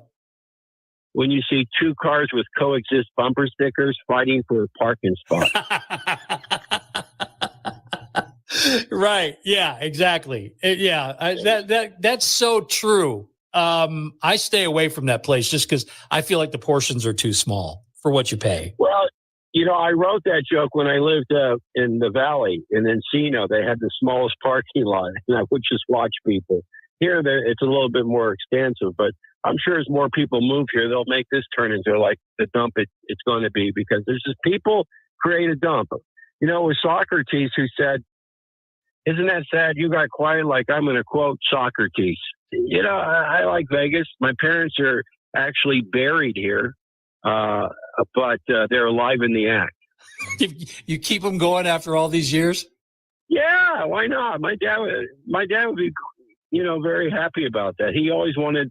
I think the word vicarious was invented from my father about my career. He lived through you, huh? Well, here, let's go back to the Gong Show. I'll give you an example, Wayne. And I hate having to give you examples because that means I'm force feeding this to you. But he had to take me to these auditions because I was a teenager. Did your parents take you? No, they didn't. I had to do it all on my own. I did. Wow, that's why you didn't get it. Probably. Anyway, so my dad, at one of the auditions, I forget which one, but he's goofing around in the lobby, and the security guard says, "Man, you're funny. You should be on the show." So he walks my father into the audition, and my dad gets the day and nighttime version. Which I hear was a little bawdy, the evening version. Bawdy. Well, one of them, I forget, legend goes that J.P. Morgan gonged my father, and he flipped her off on national TV. And she probably flipped him off right back. Right back. That's right, because it was a simpler time. We knew what a flip-off meant. That's right. We were very strong in our convictions when that came to that middle finger. I was always competing with my father. I got to share this with you. Like third grade, we were supposed to build a little garden in our yard for class. And I come home one day, I had my little garden. My dad built a bigger garden. It's like, come on. Jeez, Dad, let it go.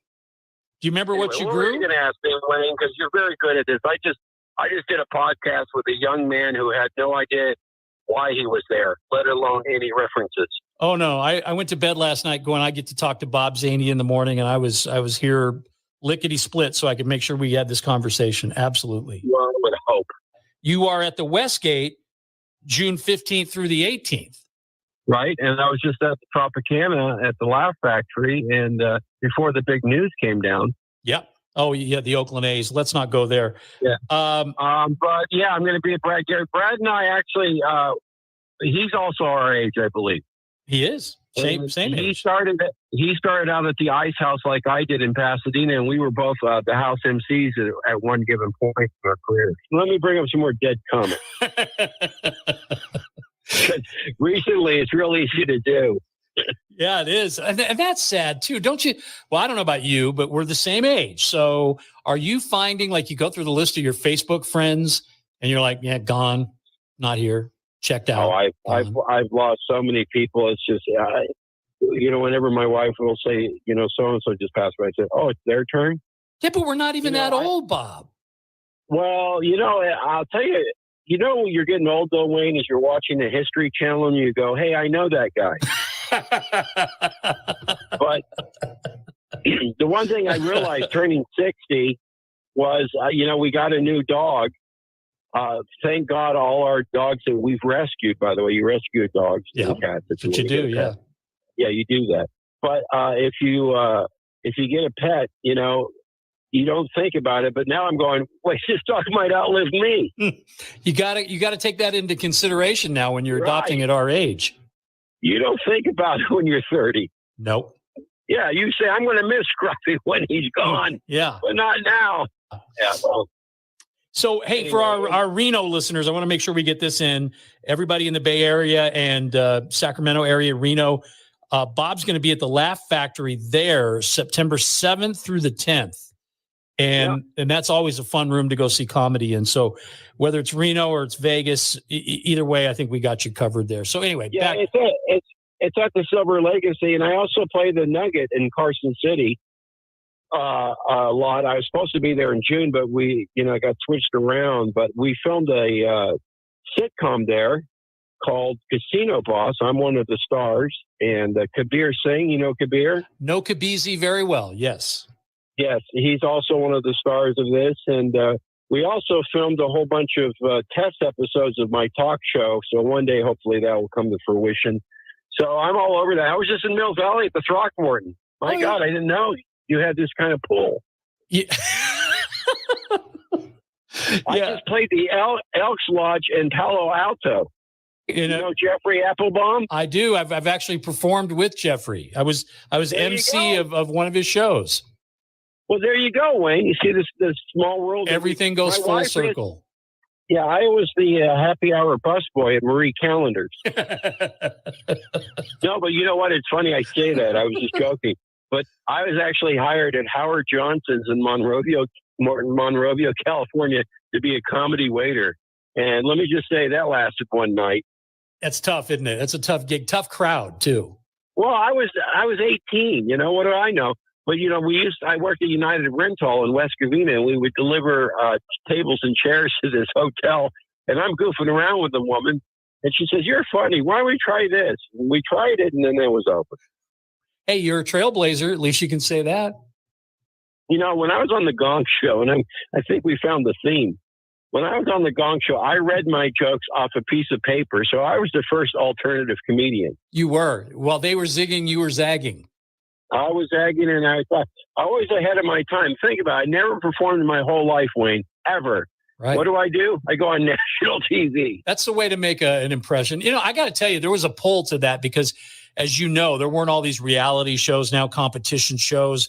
There was no Last Comic Standing. So the idea of if you were kind of funny or you could sing a little bit or whatever, the Gong Show was really the only place you could do that. Yeah, and, you know, I know Chris Beard, who is one of the co-creators of the Gong Show with Chuck Barris and the producer on it. I had him on my podcast I did many years ago, and we had talked about it. This is 10 years ago, and he was saying, you know, he's no longer with us. I like to bring that up now. I think that's going to be another thing. Another sub-theme. Dead people and Gong Show. Yep. But he said something very profound to me, at least. He said, "You can't bring the Gong Show back because everything's the Gong Show now." It's true. And he said the whole premise of the Gong Show was they would have one or two really good acts and the rest were crap. I wonder where I fell into that category. I think you were probably one of the really good acts. And that was the thing. I think it was hard, as I recall, as I remember it.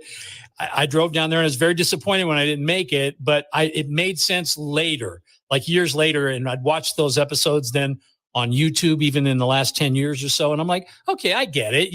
You weren't like the guy told me, at least he was honest. He said, you're not nuts enough. We're looking for crazy, wild, wacky stuff that can get gonged. And you probably wouldn't. I think I have a documentary, you can get it on Amazon, called Close But No Cigar. And, you know, they asked me about rejection because it was all about how the word no led to yes. Because I was turned down for Star Search 3 times. And the producer was on a plane and saw my clip of my Rodney Dangerfield HBO special on the plane. And he said, well, he'd be right for Star Search. So I had to do an HBO special before I got get on Star Search. And then I actually got to the semifinal. So anyway, that was the premise of the documentary. And I say, and then I have to paraphrase myself because I kind of don't remember, but it's like, no's okay. Tell me no. Don't explain no. No means no. You know what I mean? It's like, we would like to have you, but it's like, whatever. Well, the young us, though, we want more of an explanation than that. We don't want to just get the black and white. But now we're like, yeah, please just get to the chase, right? Well, you know, the young us, because I started so young, I would tell everyone, I'm a comedian. Well, I wasn't a comedian until I started making a living at it, and I didn't have to have a day job. And that was like 1984 when I was officially could make a living at it. But I was at KLOS Radio in Los Angeles in 83 and making $100 a week DJing and being on the Fraser Smith show. And I ended up having to get a day job just to support myself through that period. So, you know, you're a comedian when you make a living at it. Then you can tell everyone you're a comedian. But until then, if you do an open mic night, doesn't mean you're a comedian. Right. You're an apprentice. You're an apprentice. Yeah, but you were allowed to say you were a professional broadcaster because you're on the radio every day. Well, I got to say that, yes. And, you know, the irony of all ironies is I studied radio and TV broadcasting at Mount San Antonio College in Walnut, California. I did 3 semesters, got my FCC license, did everything I was supposed to do. And I auditioned for the news station at the college, and the signal went out to the parking lot. And they turned me down. I think their slogan was where 10 watts sounds like a million. Yeah, there you go. Yeah.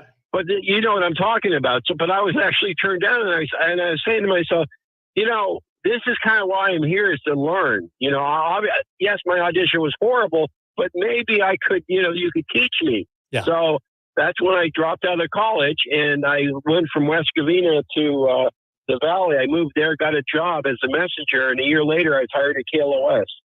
Which was a good place to be. Were Mark and Brian there at the time? No, it was Fraser Smith. He was the guy. And then Shauna. Oh, Shauna from KFRC. Yeah. Yeah, Shauna was, I worked with her for a year and a half. And, you know, the first thing they teach you in broadcasting schools, don't think you're going to go to New York, LA, or Chicago. You're going to have to go somewhere else to learn your craft, which is true. You should. You know, it's like a comedian. I meet comedians on the road, and they went, I got to move to LA. And I said, why? Are you ready? Mm-hmm. Or are you going to move to LA so you can go on the road to pay to live in LA and not be able to do anything while you're in LA? You know what I mean? Bob, my first radio job was in Keokuk, Iowa. So there you go. I actually have been to Keokuk. Have you? So, wow. Oh, I've been. You should see my map of the United States. The Midwest is like clusters of pins, and California, obviously, because that's where I grew up. But, you know, it looks like a cancer cluster of some sort. I'm surprised that I didn't run into you, being that, you know, a lot of my radio days were spent in Midwest cities like Omaha and Duluth and Green Bay and, you know, the Quad Cities. You've been to all of those places. All four. I can name them. Davenport, Bettendorf, Rock Island, and why am I blanking? The one where the airport is. You missed that one. What is it? Moline. Yeah, and there's also an East Moline. And, you know, I co-hosted the Jerry Lewis Telethon for about, 10 years. I was on for 17 total. And Jan Carl, I don't know if you know who she is, but very nice woman who was I would say a local broadcaster in Los Angeles. And I co-hosted with her. I said, I just got back from the Quad Cities. And she said, I'm from there. And I named them. And she says, no, that's not true. So I don't know. Maybe she made the whole thing up. It could be. You know what, though? It's not a bad part of the country. And I think the people that live there, they love to get out and laugh and be entertained. And, you know, there's probably a reason why you've been so successful there, because you're a funny guy. It doesn't come easy. You've been doing this for a long time. But what I love is you have the energy of a guy who's half your age. Well, you know, I'll tell you, it's interesting that you said that. I'm a cup of, I appeal to everybody. I mean, ethnicities, old, young, whatever, they all get me and laugh when they're in the audience. So how do you market that in show business? Because it's all niche marketing now. Yeah, it is. You got to find your lane, and then they want you to stay in it. Yeah, I mean, I sometimes I'll read the comments at YouTube that people leave, and I would say 97% are positive, you know, and then the ones that are negative, they're just jealous. Right. And I've tried to tell Kabir to quit doing that because it really isn't very. Kabir, but this is how he learns English. Look, let me say this.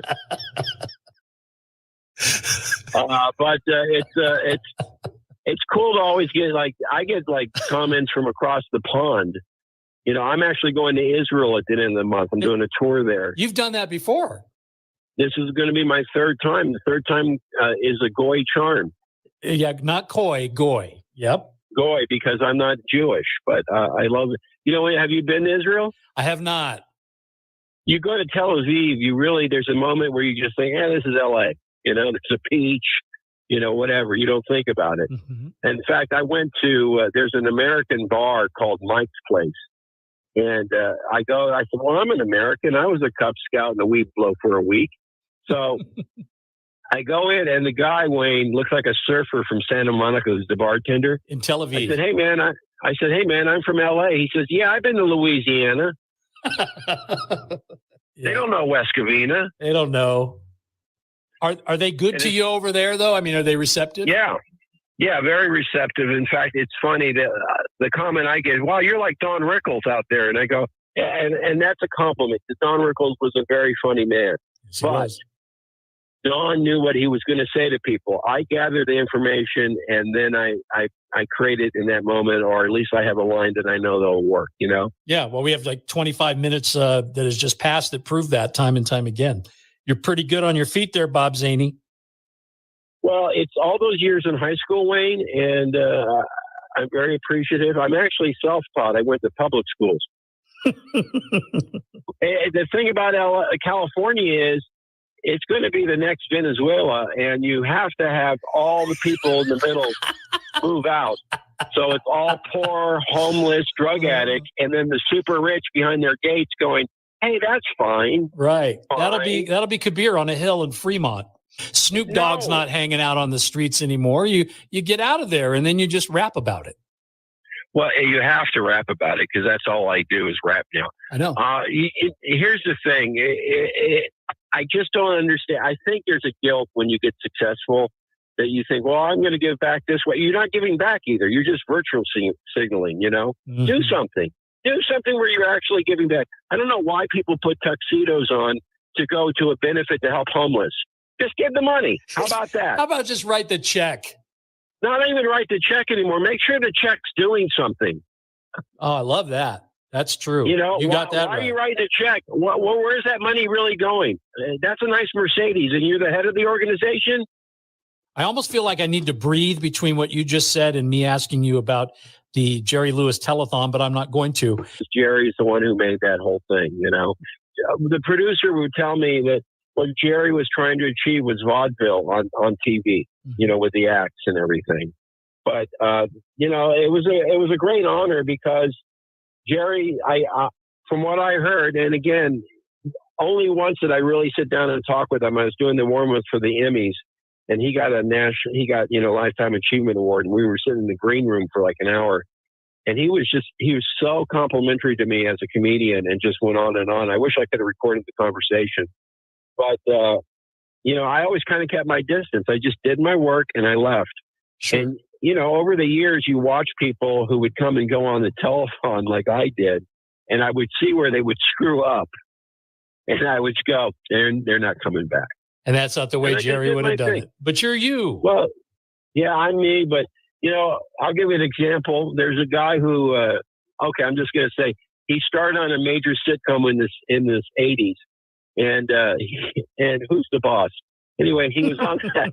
Well, when Jerry was going through those health issues where he puffed up and stuff, and he had to be in like a wheelchair for a little bit, the guy came over and said, "Don't worry, Jerry, I'm here to take over if you need it." And it's like, you don't tell that to Jerry. Mm-mm. That's like telling the comedian, "Don't say this." Plus, if you've ever heard Tony Danza sing, that wasn't a very good suggestion. No, I didn't say it was Tony Danza. I know. It could have been Alyssa Milano. It could have been Alyssa Milano. It could have. It probably wasn't, but it could have. Hey, you're famous because you pushed Joe Dirt down. Yes, I play man number one, and everybody who saw the performance thought I was number two. No, I love the way you gave him a little what. Did he ever try to get even with you? No. In fact, I've known David. I used to give him rides from the airport before he, when he get back from gigs and stuff. But Fred Wolf, who was a writer-producer on the movie, they gave me the part, and they said they were going to have me come and audition and put me through the ringer, and then say you didn't get it and stuff, but they chose not to do that. Oh, that's good, because that's a moment that lives forever, and what a moment it is. I mean, I think, just to be able to tell people, have you ever seen Joe Dirt? Then you go, the scene where that's awesome to be able to do that. It just proves, doesn't have to be a really huge part, but if it's a significant part, that's great. Well, did you ever see Fast Times at Ridgemont High? You bet I did.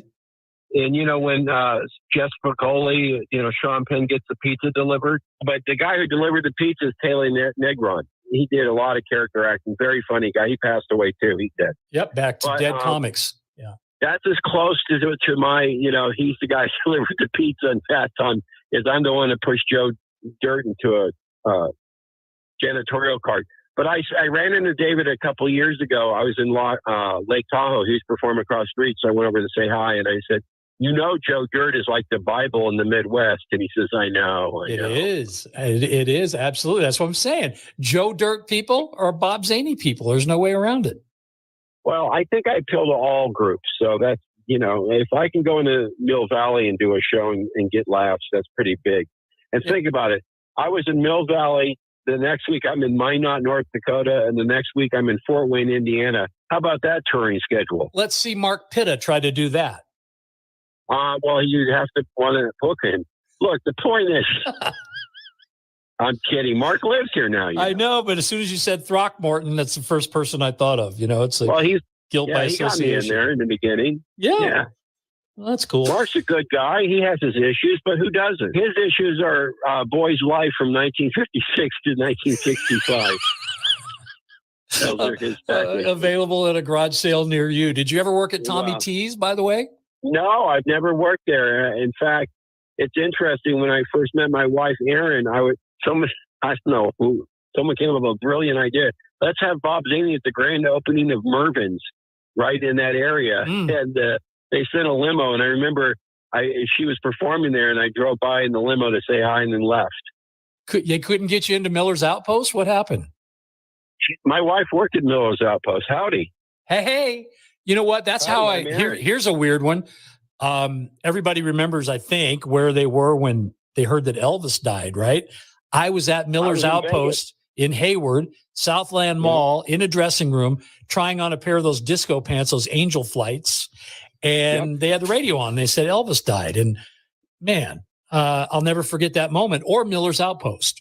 But here's the difference between your career and my career. I actually went to Las Vegas, and I heard him over a hotel.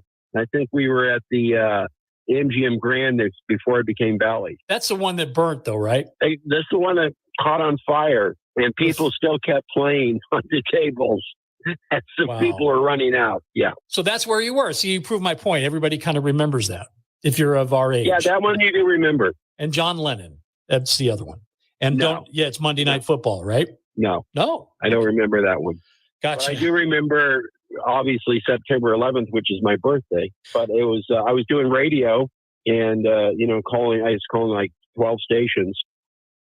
And the first station said, "Hey, did you see that there's a plane that hit the World Trade Center?" And then the second station said, "Yeah, it looks like a biplane went into the World Trade." And then by the third call, we knew what happened, and it was Bob and Tom out of Indianapolis, who I called in for 17 years every Tuesday. Right. And but after every one of those calls, that we're not doing comedy today. Well, you can't blame them, right? Yeah. You could hear the horror in their voice. Mm-hmm. That was a weird one. That's our Pearl Harbor. I mean, it just is. You know what's weird is I see 9/11 all the time, Bob. I mean, all the time, and I'm famous for talking about it. And then this morning, I'm getting ready to talk to you, and I look and I go, he's got to be close to my age. So I Googled it, and then I saw 9/11 again, and I'm like, there it is. It's a weird thing. Well, that means you graduated from high school in 79? I did, yeah. San Leandro, California. Yep. Well, here's the thing. If you would have said 80, that means that third grade was a bitch. The point is, but we had that birthday that made sense. My brother Tony was born in January, so he had to wait until he was like 5.5 before he could start school. Yeah, we started young. We were just barely 5. Right. In fact, I don't even know if I was 5. And you probably were. You act 5. I still do. I try to. Well, you really do. You're a cinco. Yes. Lo siento. Cinco. Yes. Westgate, June 15th through the 18th. That's the up close and personal for all of our Vegas people. And then again, if you're in the Bay Area, Reno, Sacramento, don't forget September 7th through the 10th, not the 11th, because that's his birthday. But you could go give him a birthday present if you want. People do give you presents. It's kind of odd. But anyway, the point is, you used to bring me cigars all the time, really good ones. I was doing a show here in Vegas. I was opening for America at the Riviera. And the maitre d's, they all loved me there. And this guy, he gave me a cigar and he said, "This is a Cuban. It's worth $40. I said, "Can I have the cash?" But anyway. There's an option for you. There's a point where you go, like my brother loves Rolex watches. I go, why? Is there another reason to be robbed? I have my Target watch I bought 30 years ago, and it's on its 5th band. It does the job. It's all I need. It's all you need. Well, you need that, and you need to check out I Think I Handled That Well, which is now, again, right at the verge of 6 million views, which is nutso. I think with this show's appearance, we're going to get there at the end of the month. I think you'll get at least 2 more. That's my guess. BobZany.net, by the way, is the place for all things Bob. And you're going to find out why this guy's been doing this for close to 50 years, nonstop. And again, the energy of a 25-year-old. Thank you, sir. You're the best, Wayne. Baby. I had a connection flight on Hooters Airlines. Let me tell you about Hooters Airlines. My tray table wasn't the only thing in the upright position. I love the flying. It shows, baby. Security's better at the airports, much more thorough. I had a guy in LA said, I got good news, bad news. I said, hey, what's the good news? He says, you're getting on the flight. I said, great. Then what can be the bad news? You have an enlarged prostate.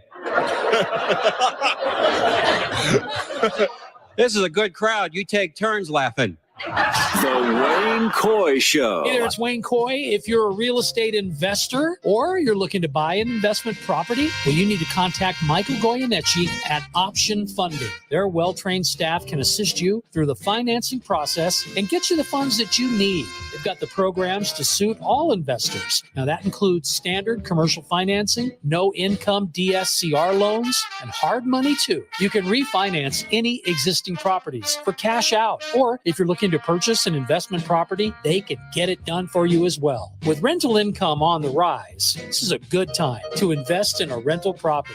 And there are investment opportunities with positive cash flows right here in Nevada and other surrounding states too. They handle single-family residences, 4 units, apartment complexes, and of course, commercial buildings. So give Michael a call at 818-821-7811. That's 818-821-7811, or email MikeGLoans@gmail.com. NMLS 163400, DRE 01342072, NMLS 1444037, DRE 01921141.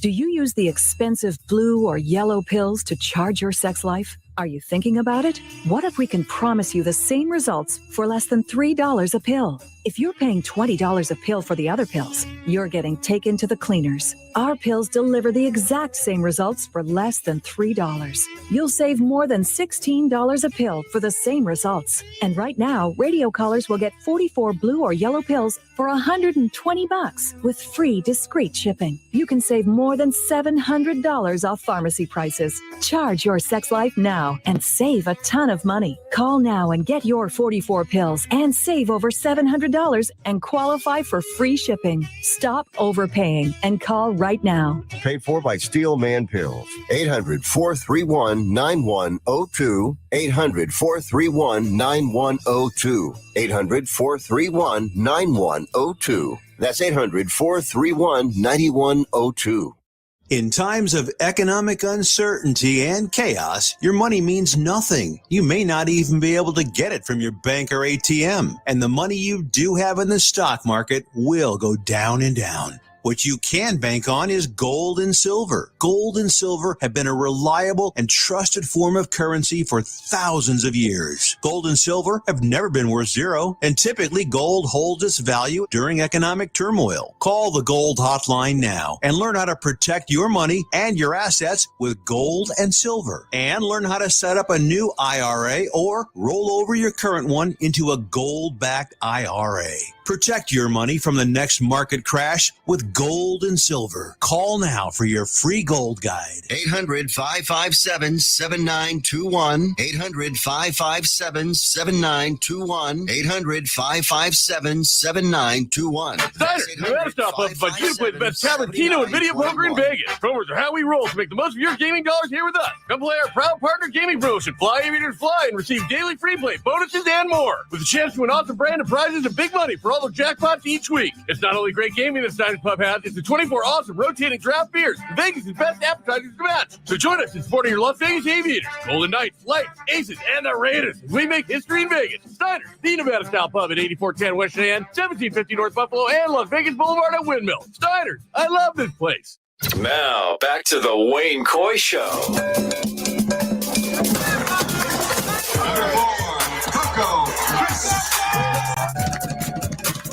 So here we are. This is where it's split.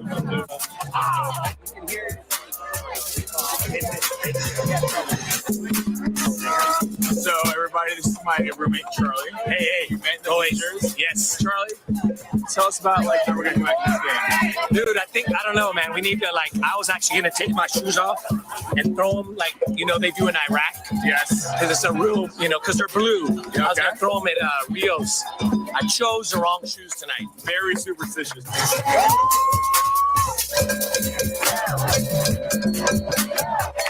Right now, we're down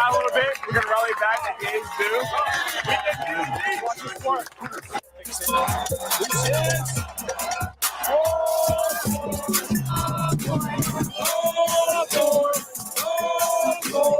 lot of positive, like obviously the Frank Core making Tuesday things, but we have a lot of negative right fielders. Jose Bautista hates us.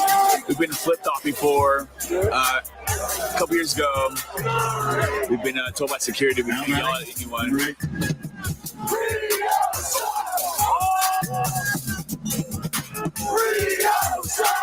Everyone that plays against us in right field, talk to them, different innings. I told Troy Hunter, I'm like, you make so much money, you should buy me dinner. He was like, okay. So it took 2 years including a trip down to Anaheim. Right, I was there. And last year, he finally came through with a sign, 3 big bags of Popeye's chicken. Oh! Let's go, Oakland! Let's go, Oakland! Let's go, Oakland! You know what? I want to be there right now. That's what I'm telling you. You know, it sure is interesting every time I check in on the Las Hey, Vegas Brody, media you got to get and off how my they're show, covering man. the Sorry. Brody potential Brazil cutting in again. It's time to take a break for news. When we come back, we're going to the bleachers with the Oakland 68s and Jorge. Hang on. Live from Las Vegas, this is the Wayne Coy Show.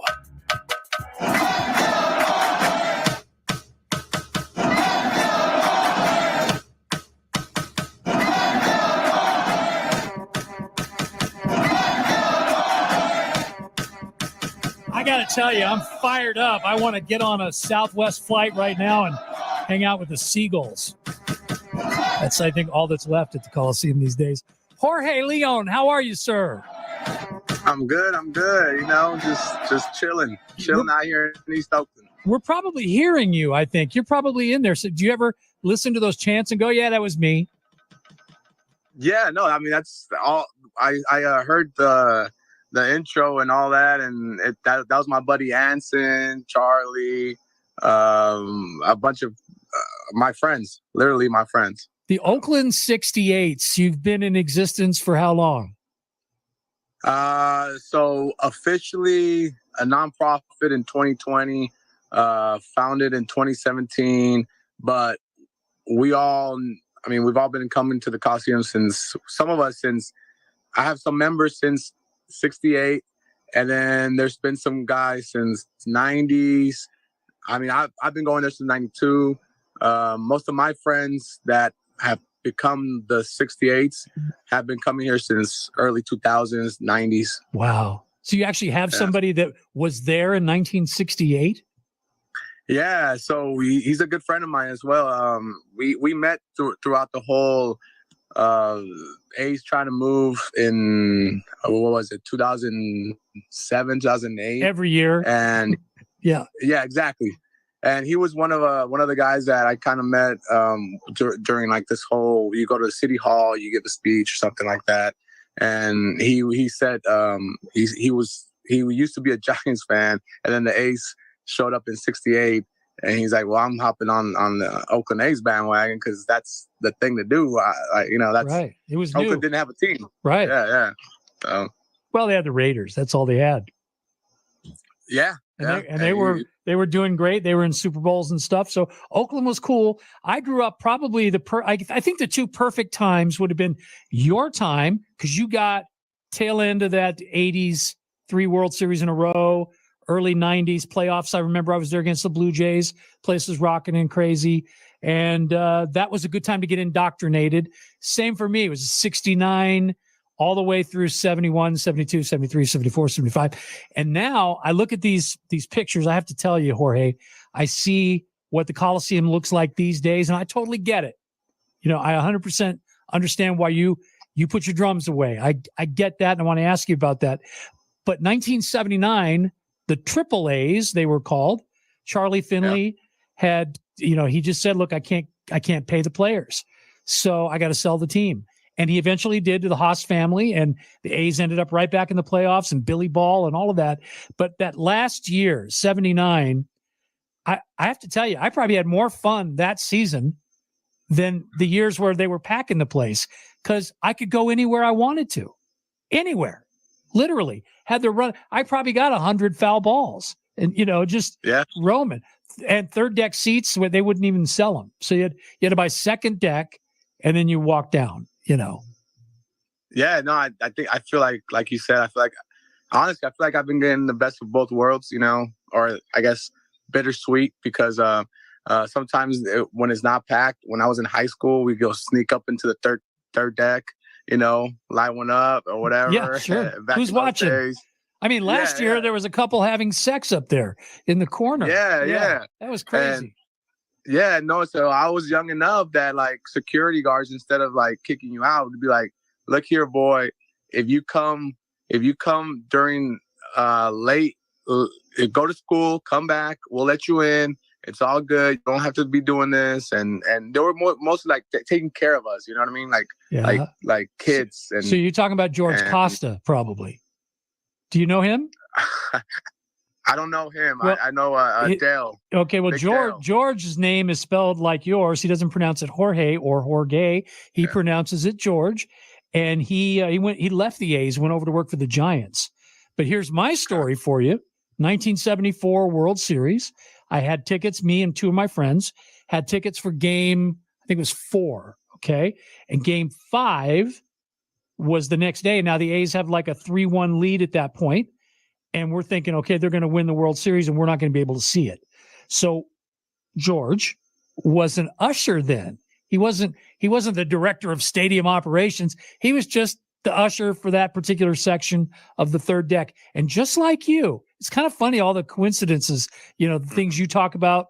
I read that article that you wrote, and I want to talk to you about that too. But we went up to him and we said the same thing. We're like, come on, man, we don't have tickets for tomorrow. Our parents think we're spending the night at each other's houses. We just figured we could stay here. Are you okay with that? And he said, absolutely not. I'll lose my job. And we begged him some more. And then finally, he goes, all right, I'll tell you what, you go up to the top of the third deck, get down behind that last row of seats.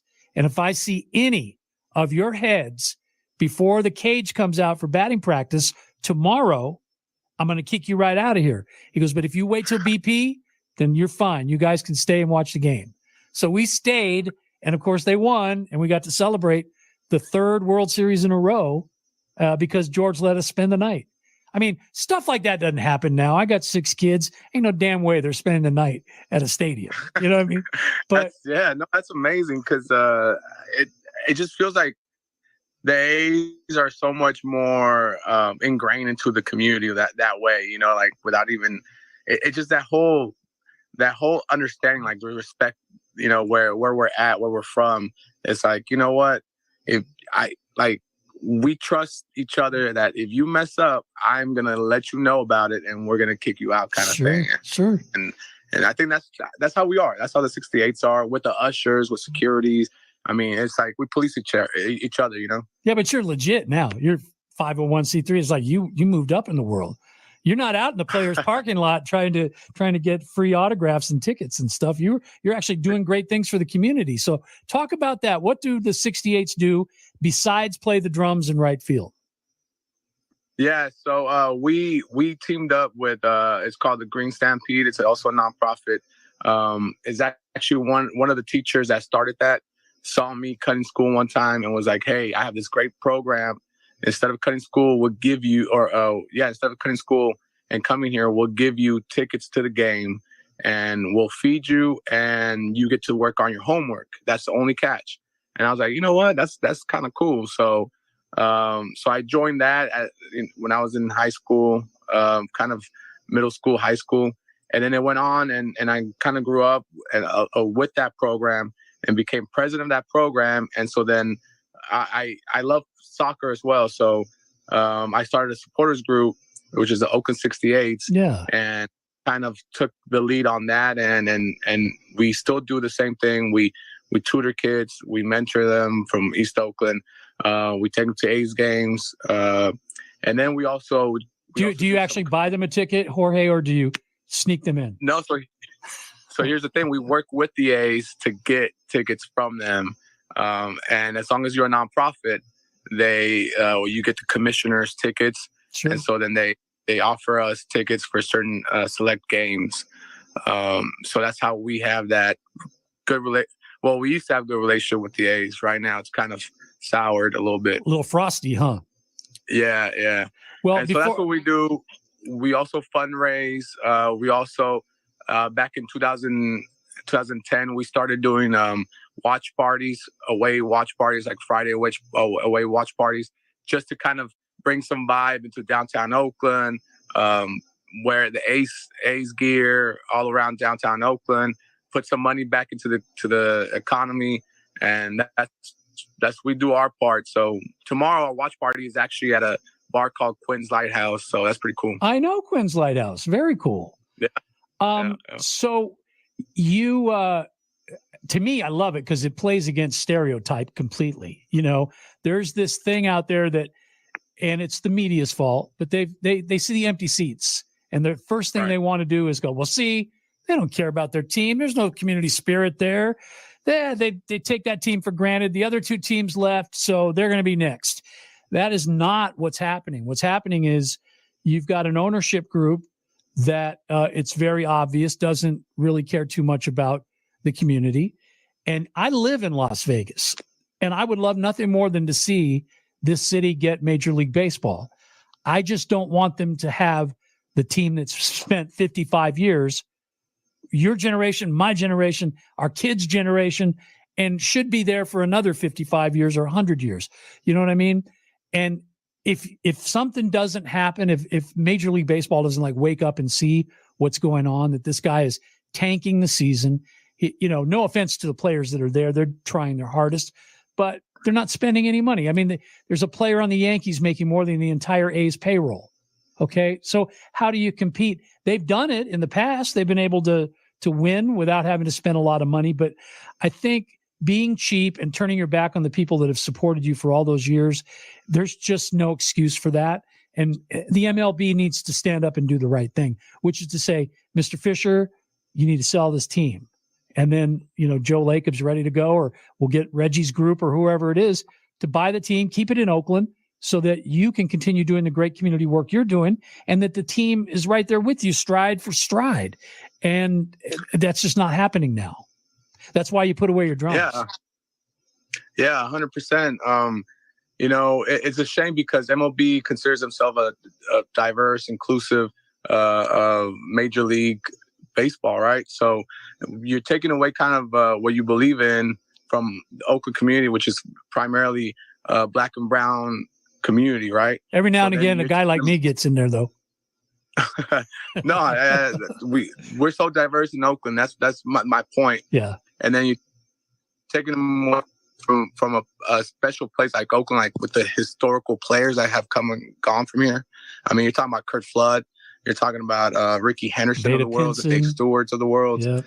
I mean, the list goes on. You got the Oakland Larks, you got the Oakland Oaks, and so it's just a shame that you're going to take away all that just because a guy like John Fisher that has no idea how to run a team in Oakland or at all, because the Earthquakes aren't doing that well as well. Right. And by the way, their mantra at the beginning of that whole thing was, well, we're going to build the new stadium, and the reason we can't spend money on players right now is because we don't have the facilities. But as soon as we do, you watch, we're going to put a winning team on the field. I think the best they've ever done, Jorge, is like one game over 500, and they don't spend money. They're bottom of the barrel in the payroll in the MLS as well. So what is, I don't get it, man. Like you said, you deserve better than that. Yeah, and I think the Quakes were like 30th in attendance last year as well. So it's just, there's a trail record right there. There's a record right there that he has. And for people to not see it, for the commission to not see it, and just say, you know what, Oakland is doing what they can, what we asked them to do, and yet, you're still letting them kind of flirt with Las Vegas. And nothing against Las Vegas.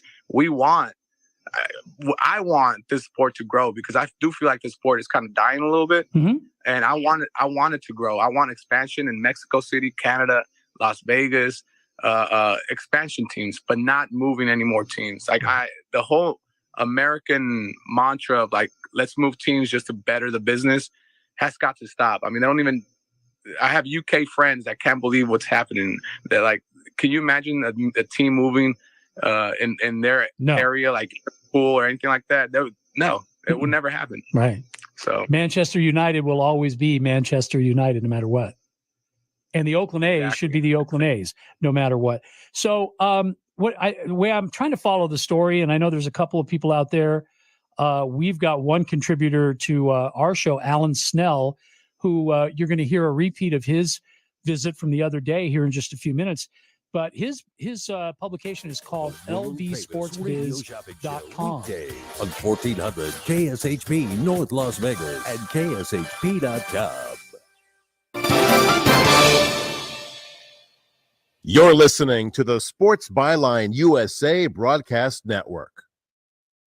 KSHP North Las Vegas, 107.1 FM, 1400 AM, 829 6HP North Las Vegas. I'm Ryan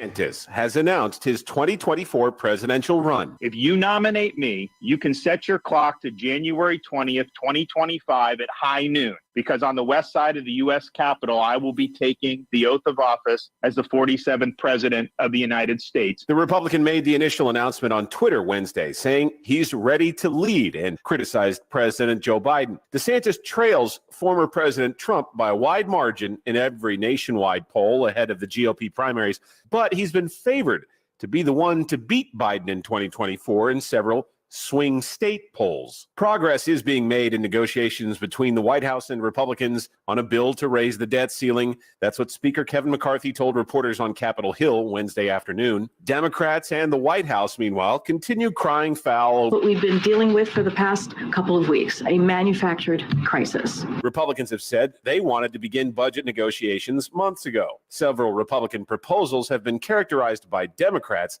as unacceptable. Student loan forgiveness is one step closer to not happening. House Republicans have passed a plan to cancel President Biden's student loan forgiveness program, and that is not sitting well with the White House. The same Republican lawmakers objecting to student debt relief are refusing to cut billions of dollars in handouts to big oil. They even had their own loans forgiven. White House Press Secretary Karine Jean-Pierre said the president will veto that bill if it makes its way to his desk. The plan would give up to $20,000 in loan forgiveness to borrowers. I'm John Schaefer. The music world's paying tribute to Tina Turner. A spokesperson for the music icon said she died peacefully Wednesday at the age of 83 after a long illness. This is USA News. So, you need life insurance, right? Protection for your family? But who has time to meet with an agent? You're busy. But what if there was a better way? A way to protect your family, your loved ones, make sure you can send your kids to college, keep the family home, no matter what happens? Well, you can. With no agent visit, no medical exam, no blood work, none of the stuff that makes life insurance a hassle. Go to ethosliferadio.com. That's ethosliferadio.com. Ethos Life Radio is a 100% online buying platform for life insurance powered by Ethos. We match you after a simple online interview with a life insurance policy that matches your needs at the best price. EthosLifeRadio.com shops your policy to over 100 carriers instantly to get you the best price. And best of all, EthosLifeRadio.com is a marketplace. This is not a lead source. Your information will not just be sold with endless emails, calls, and texts. We give you the opportunity to buy life insurance online. Simple, in less than 15 minutes online, with no medical exam if you qualify. Do the right thing for your family today. Go to EthosLifeRadio.com. EthosLifeRadio.com. Welcome to Hash House A Go-Go, where we've been serving farm food and crafted cocktails for over 2 decades. Visit us for the full Hash House experience at any of our 5 Las Vegas locations. Hash House A Go-Go is where old school meets new and gets twisted. We bring people together over good food and fun. Come in for breakfast, lunch, or dinner, and come hungry because our portions are huge. Visit us online to see our entire menu at hashhouseagogo.com. Hash House A Go-Go. It's a Midwest thing, and there's nothing else like it. At AR Heating and Air Conditioning, our main goal is to provide high-quality service without breaking the bank. From maintaining your HVAC units to fixing them when they are down, they are there for you. AR Heating and Air Conditioning offer reasonable prices, reliability, and professional service at a great value. For more information, go to fixmyac.net or call 702-646-4000. Beat the heat and call AR Heating and Air Conditioning today.